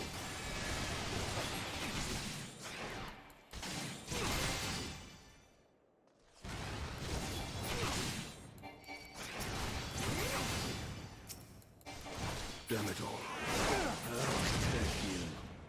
No more than they deserve. In the end, their hand of friendship was tainted with personal desire.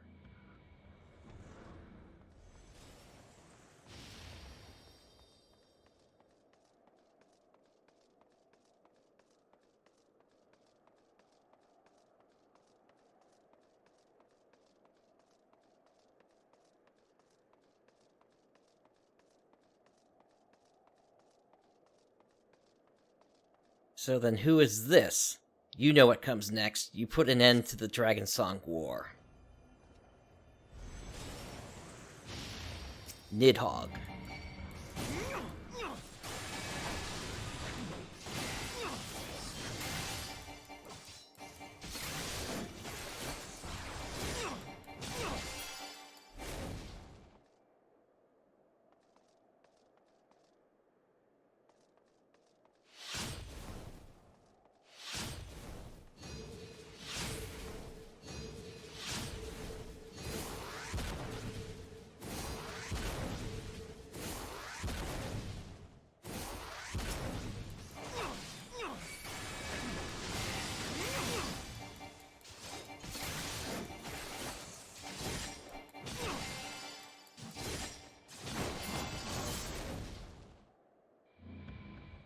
And as simple as that, a 1,000-year war is brought to its conclusion.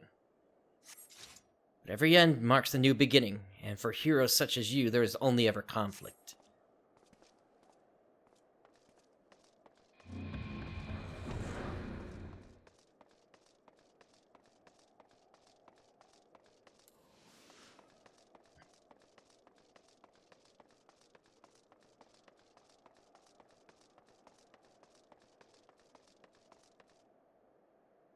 And this would bring us into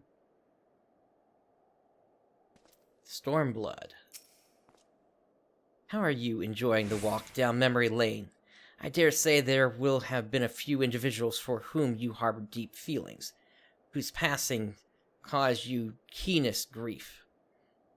That is what our people are to us.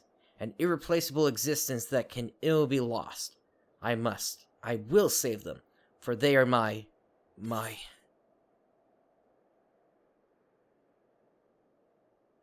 I'll let him continue. Never mind, we are not here to talk. Let us return to the task at hand. Emperor Solus had kindled an insatiable flame. Garlemald was its name.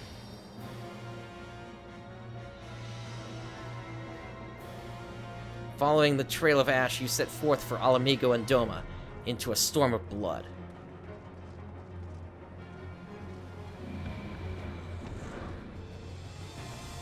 Again you fought, and again you grew stronger.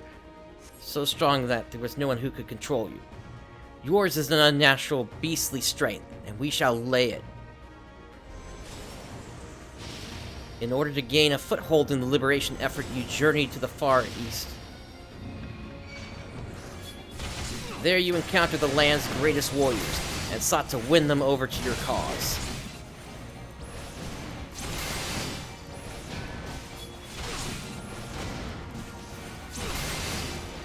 It is not enough!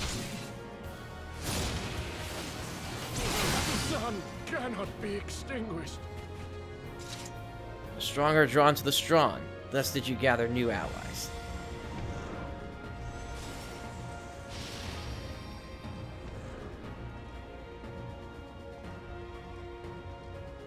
Yet, where ardent souls gather, so too do fires burn. Burn them all, hero, reduce them to nothingness, like the ephemeral morning dew they are.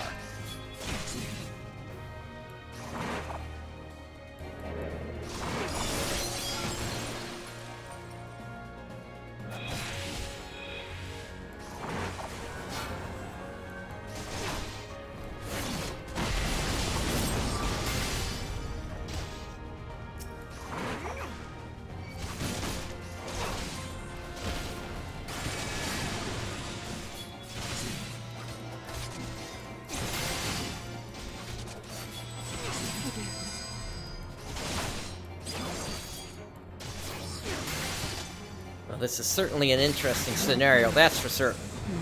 You did not hesitate, or perhaps could not. No matter, let us turn our attention to the finale. Xenos.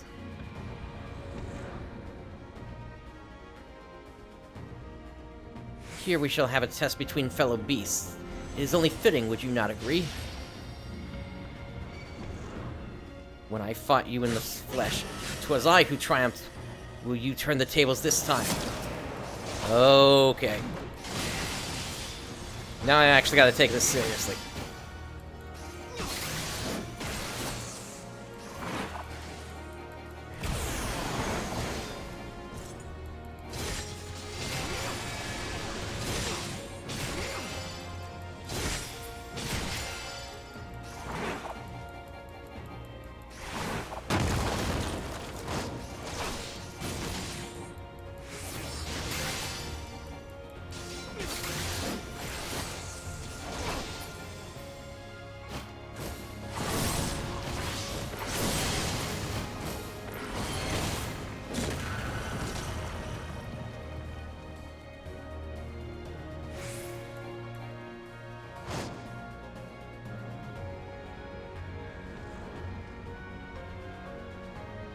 I guess we're not finishing that then. My creation appears to have lost its form. It is no easy thing to see through the eyes of a beast such as him. In any event, there is only so much to be learned by taking your measure this way. Let us try something different. Come, we continue this within.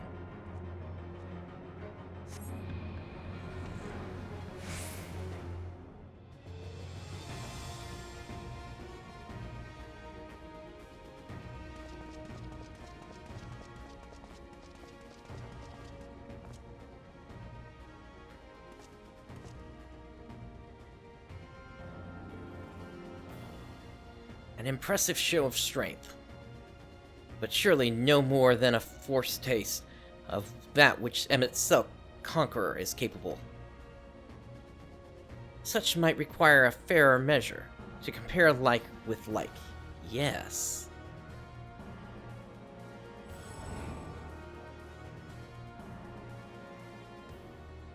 I shall just have to test you myself.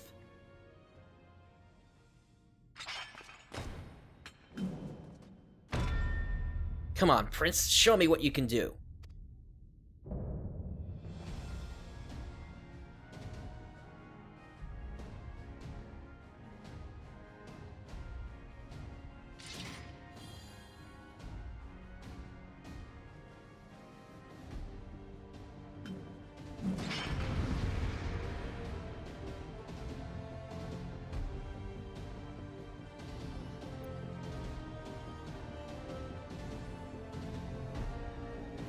Alrighty, here we go then.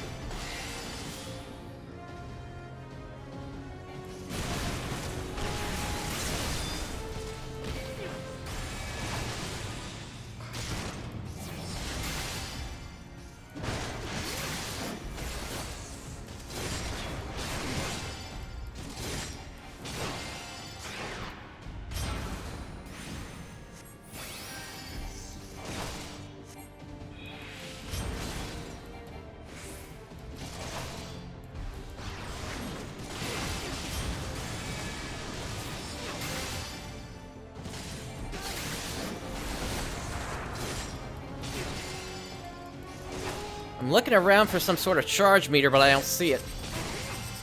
Okay. What is he gonna do? Okay, I get it. Let's spin then.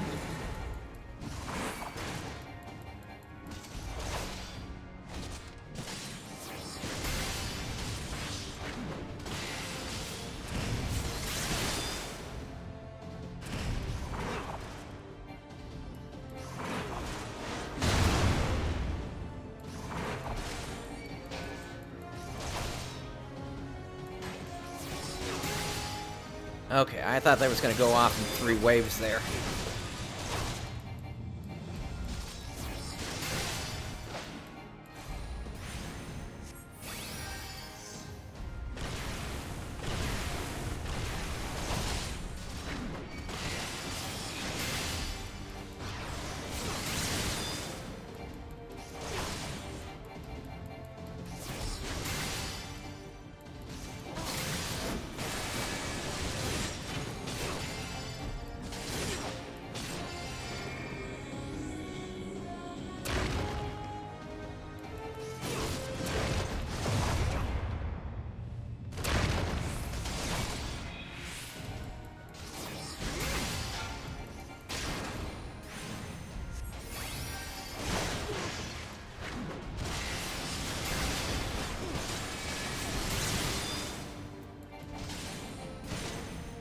Paladin self-healing for the win.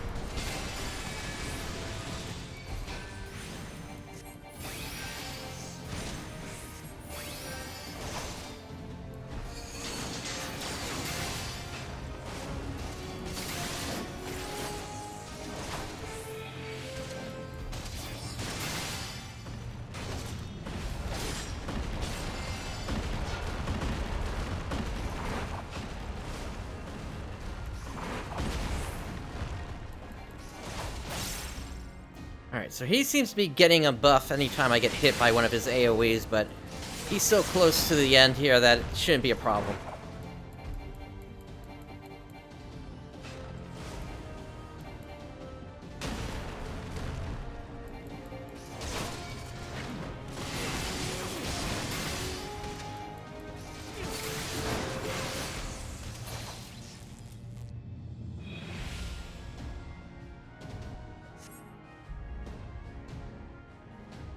Alright, duty complete.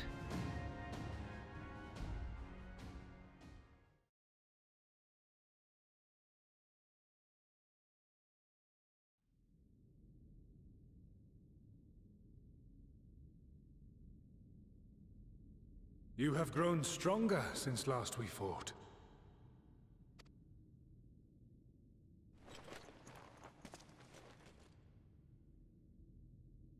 The result of your trials in the first, no doubt. Have you finished?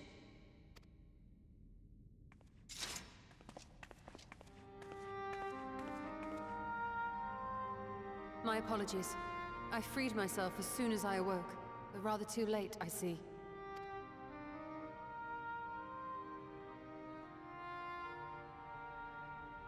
Now, Elidibus, if you have ceased trading blows, I would trade words with you. I have a theory, you see. One concerning that which you seek to accomplish.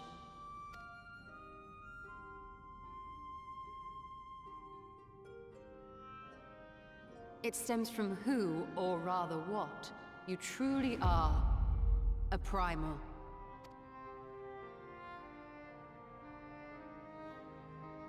The Ancients created Zodiac to deliver the star from destruction. If the magic that brought him forth is the precursor of what we know as summoning, then Zodiac would have been instilled with a presiding desire. I found it among the records at Anida, and it came as no surprise. Were I faced with the world's destruction, I too would wish for the same. Salvation.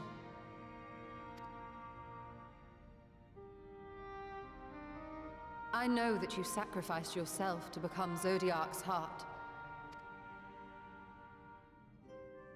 How you came to be separated from him is less clear.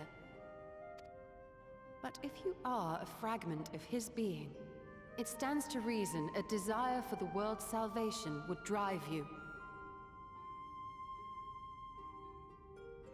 Was this the case for all the Scions? And thus did you seek to inspire the masses to rise up as warriors of light, going so far as to use Ardbert as a symbol of hope.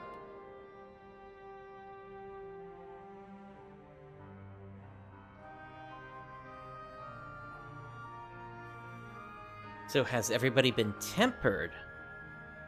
Well, no, they wouldn't have... That's an interesting one, because Hydaelyn did do her thing.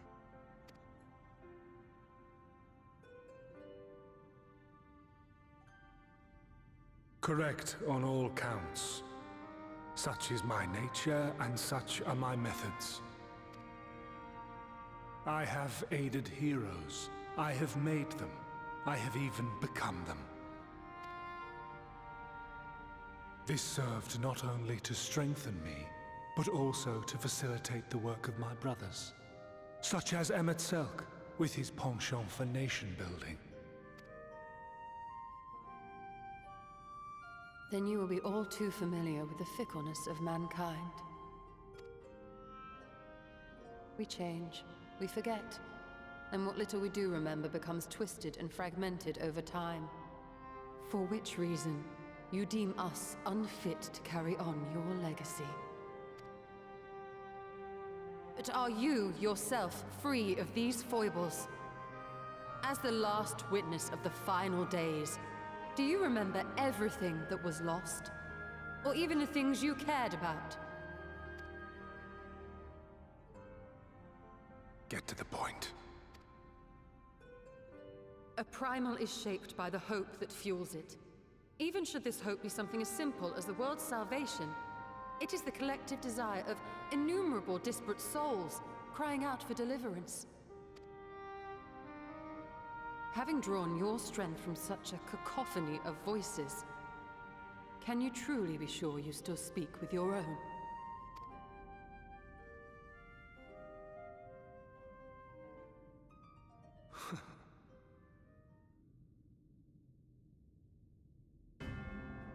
Your question is irrelevant. No matter how much I should change, no matter how much I should forget, I shall ever remember my duty. At times I stand with my brethren. At times I stand against them. All that I might steer mankind and the very star upon their true course. For Elidibus is my name and my mission, guiding my every deed.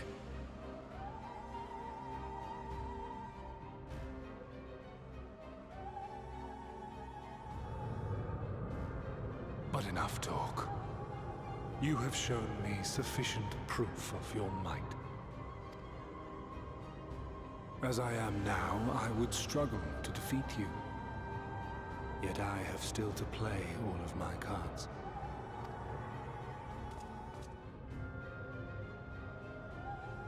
If I could offer you some semblance of sport, your lessers would pose no threat to me.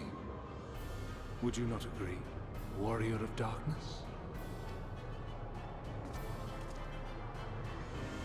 He intends to attack them.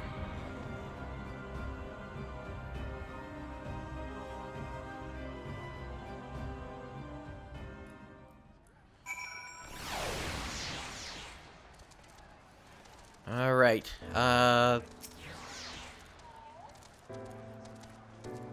it has been an eventful morning. If indeed it is morning, I've no idea how long I was unconscious. Regardless, I am gratified to see that my efforts at Enidir have borne fruit. We have confirmed the nature of our foe and his plot. Now then, what news from the surface? I see. Then let us make for Yulmore at once. We have much to share with our comrades.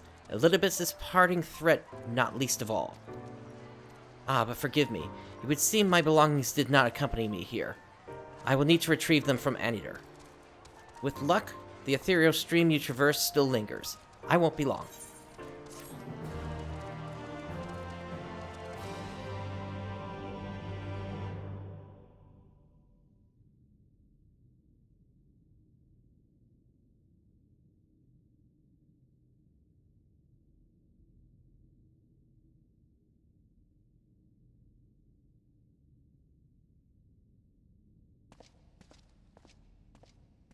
Is that a soul crystal?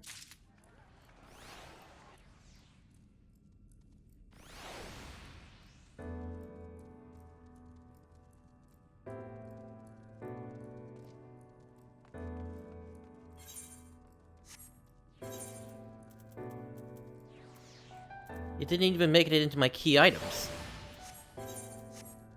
Alright, a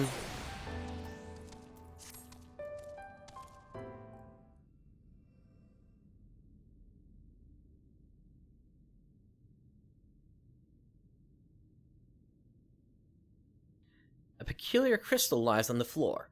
Upon its surface, an array of lights twinkle like a tiny constellation of stars.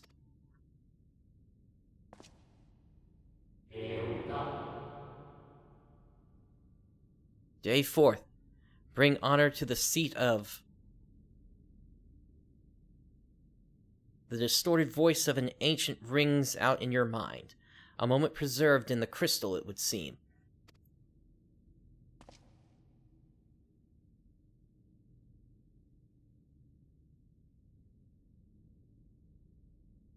You notice something else glinting up ahead.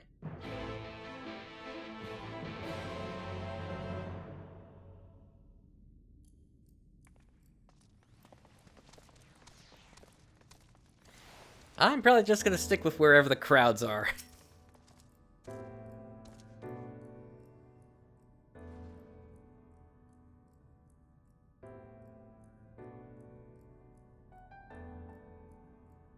You find 3 more crystals lying on the floor.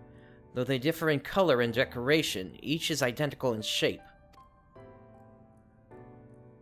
You focus on the crystals, and find that the words they hold ring clearer than before.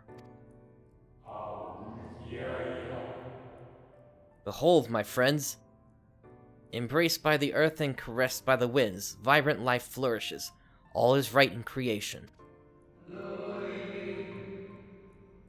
There can be no greater joy than to use our wisdom for the good of our people. No greater pride. May all know happiness, now and forevermore.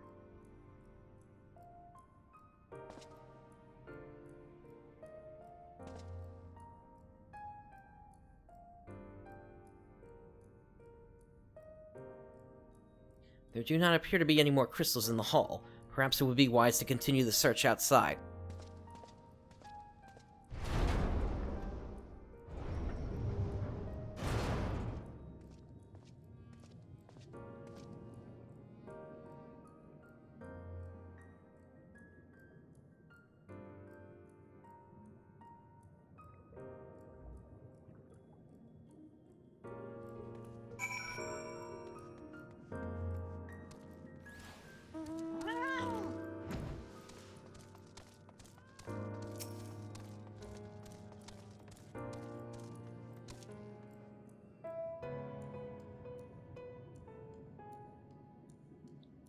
Your instincts serve you true, and you discover another 2 crystals. I'm curious why we didn't find these before.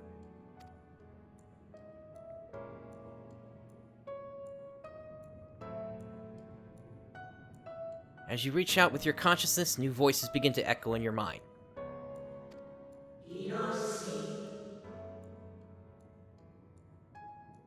The heavens are ablaze and the land rent asunder. What will become of the world? Its life itself is to be denied? Come what may, we must not surrender to despair. If we but hold fast to hope, we may yet find a path to salvation.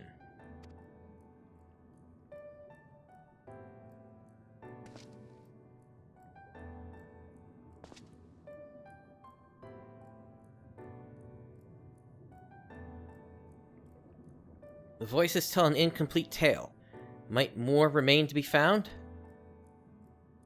Well, that's 6 crystals now, so that's going to be more than what we collected on the source.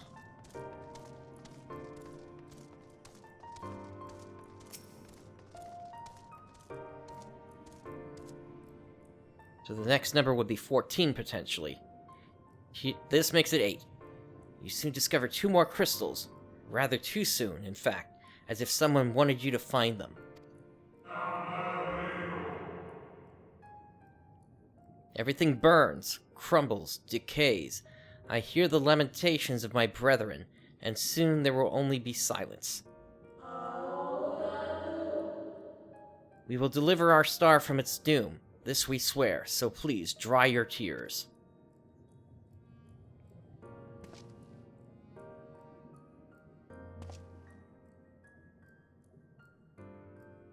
Whatever awaits at the end of your search, it is plain you have yet to find it.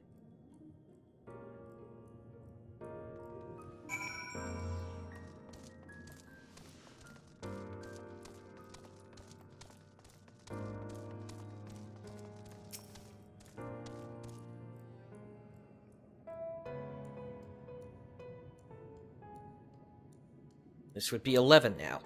Sure enough, your persistence is swiftly rewarded, this time with 3 crystals. The time has come. We shall rewrite the laws of creation, and we shall save our star. From this life, our Savior born. May I be worthy of the honor. I feel my soul turning, slowly but irrevocably, and the power I wield begins to seem terrible. But this is right. It is right.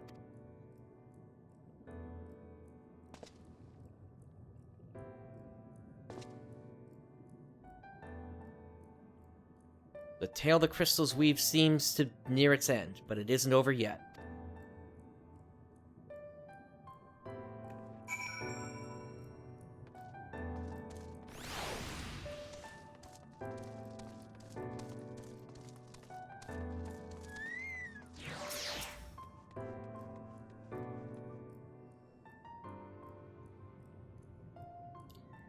This would be 12. With almost melancholy inevitability, the 12th crystal soon reveals itself to your questing eye.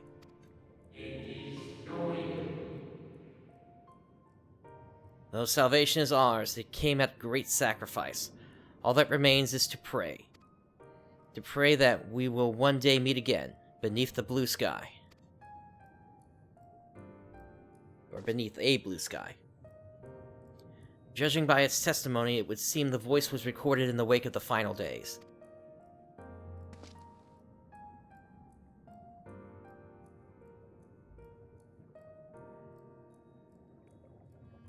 As you scan the area, another glint catches your eye.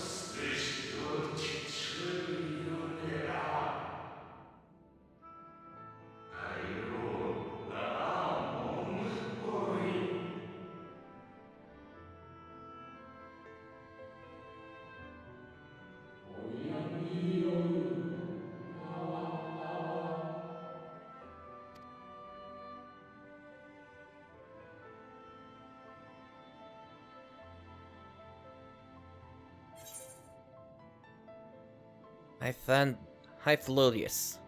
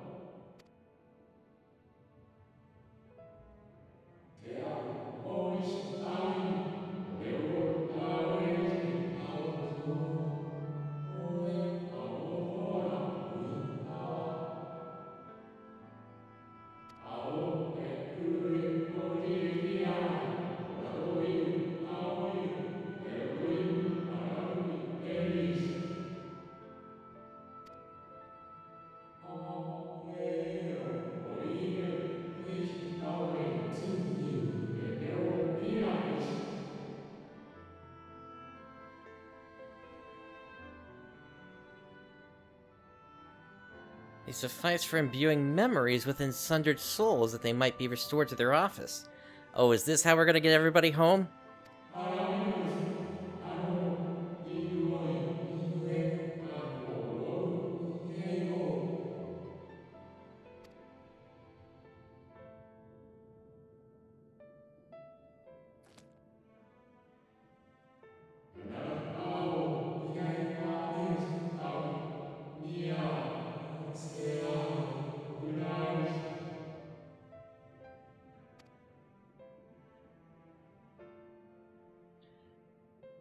It is indeed true.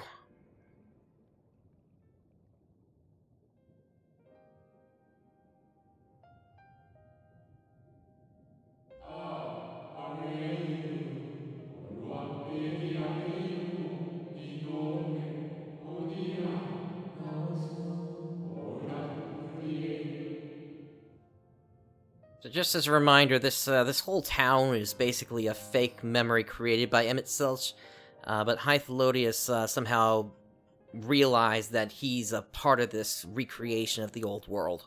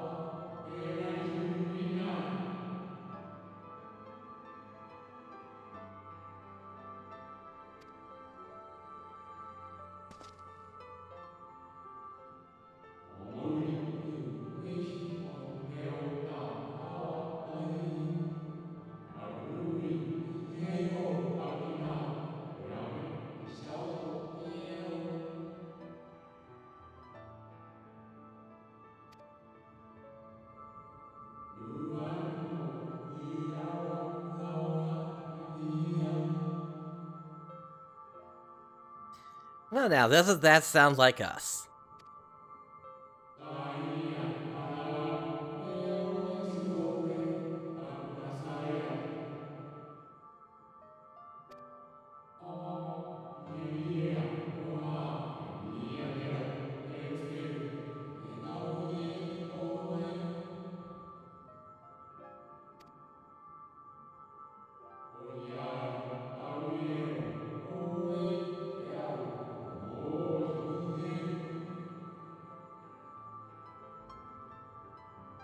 The magic to summon the stars to your side.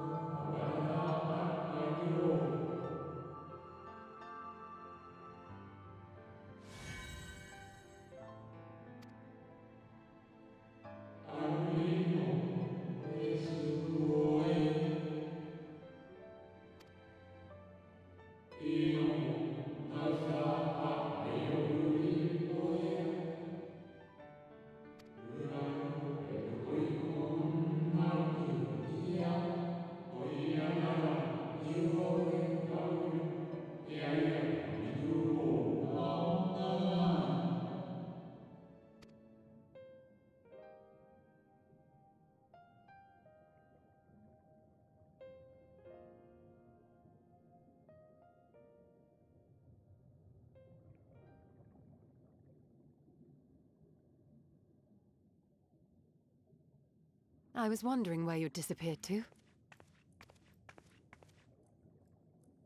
Is something troubling you?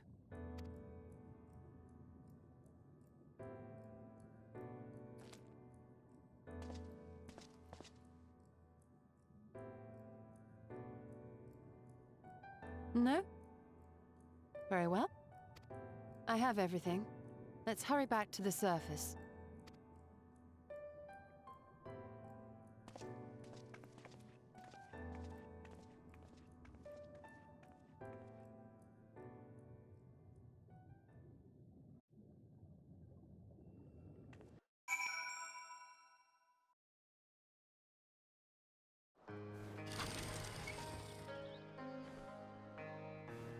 Alright, let's speak to Y'shtola one more time. Ah, fresh air at long last. I would celebrate my return to dry land with a pot of tea, had we the luxury of time. But we must be prepared for Elidibus. Given what we know, it is plain he will not be deterred from his course. And nor would I, were I him. Not if it meant forsaking everything I loved. That said, I have not forgotten how much Emmett Selt sought to find common ground with us, for all our misgivings. Ultimately, our differences were not to be bridged, of course, but one must always try. Emmett Selt understood this, and if his gesture resonated with you, perhaps you might consider reaching out to his brethren. Though it may all be for naught, you of all people know that there is no such thing as a foregone conclusion. Alright, let's go with the silky pudding.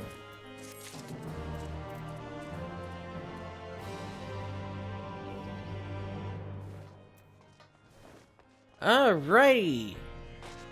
And so with that, that is going to take us to the end of today here. As I mentioned before, I had a short amount of time that I could actually do this here today. So, basically at this point, my plan is to return to this either later in the week or sometime this weekend, and from there we will pick this up. So, with all that said, thank you for joining me today. This is PrinceBrightstar signing off. I'll catch you next time.